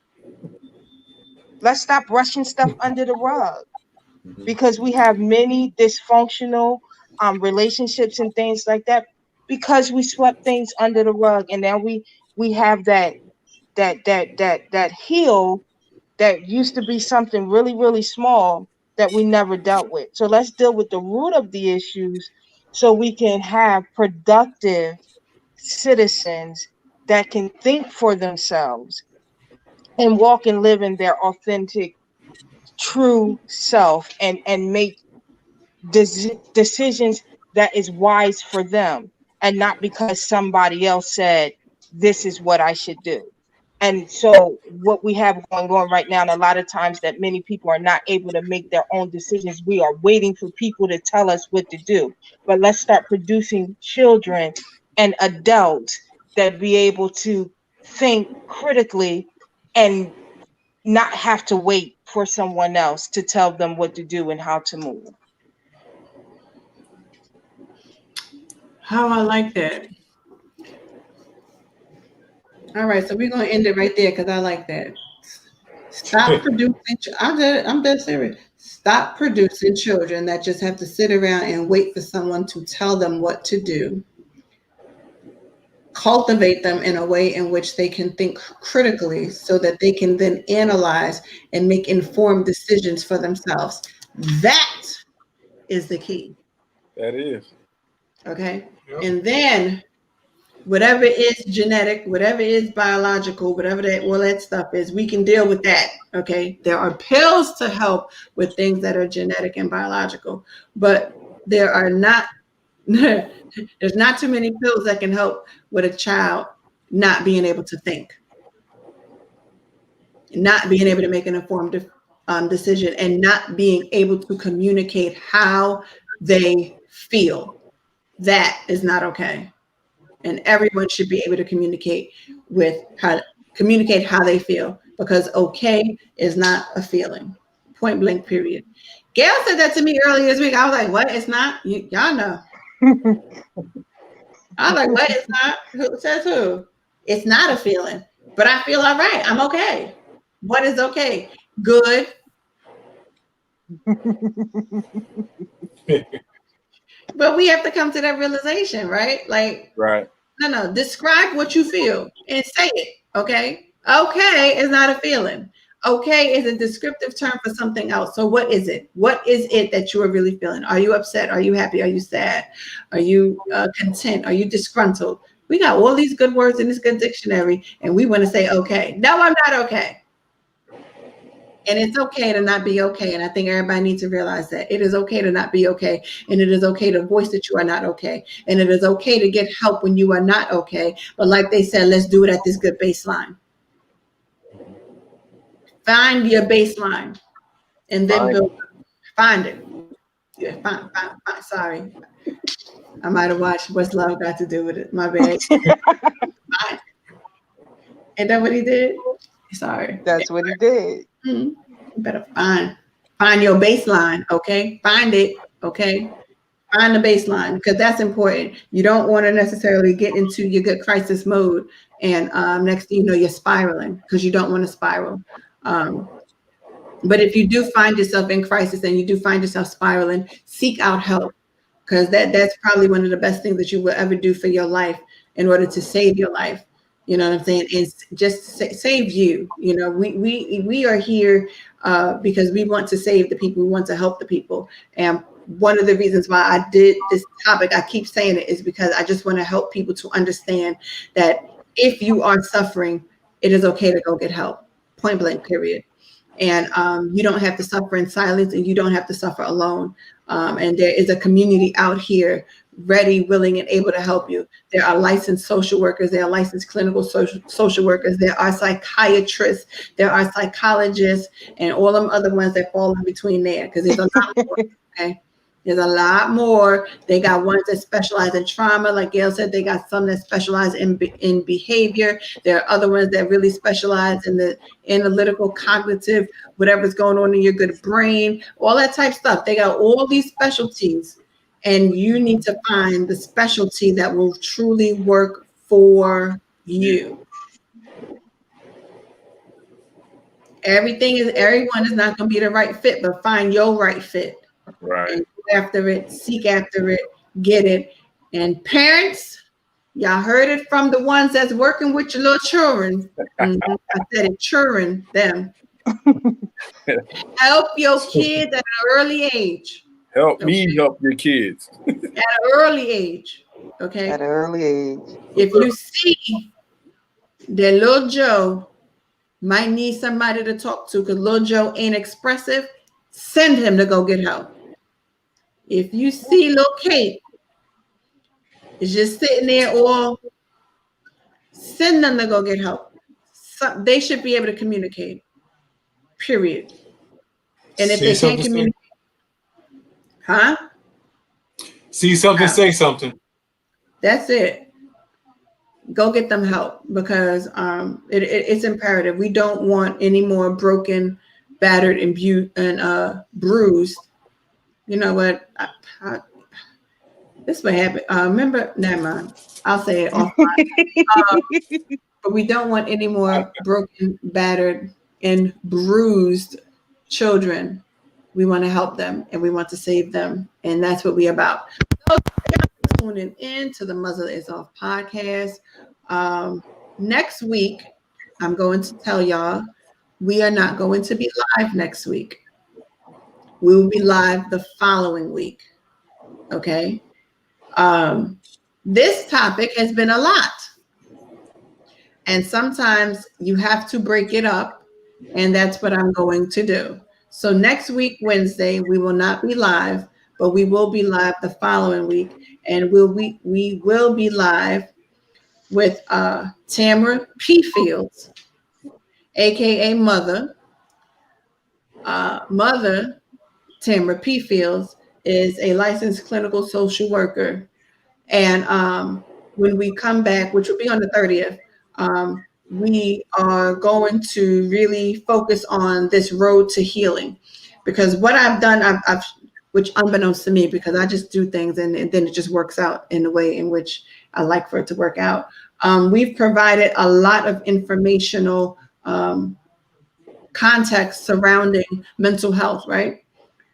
We have not necessarily hit in detail on the actual road to healing, right? We've told you go seek help. We've told you why we feel like you need to go seek help. But now we're going to break down that road to healing, because for every person, that road to healing is going to be different. It's going to look different. It's going to feel different.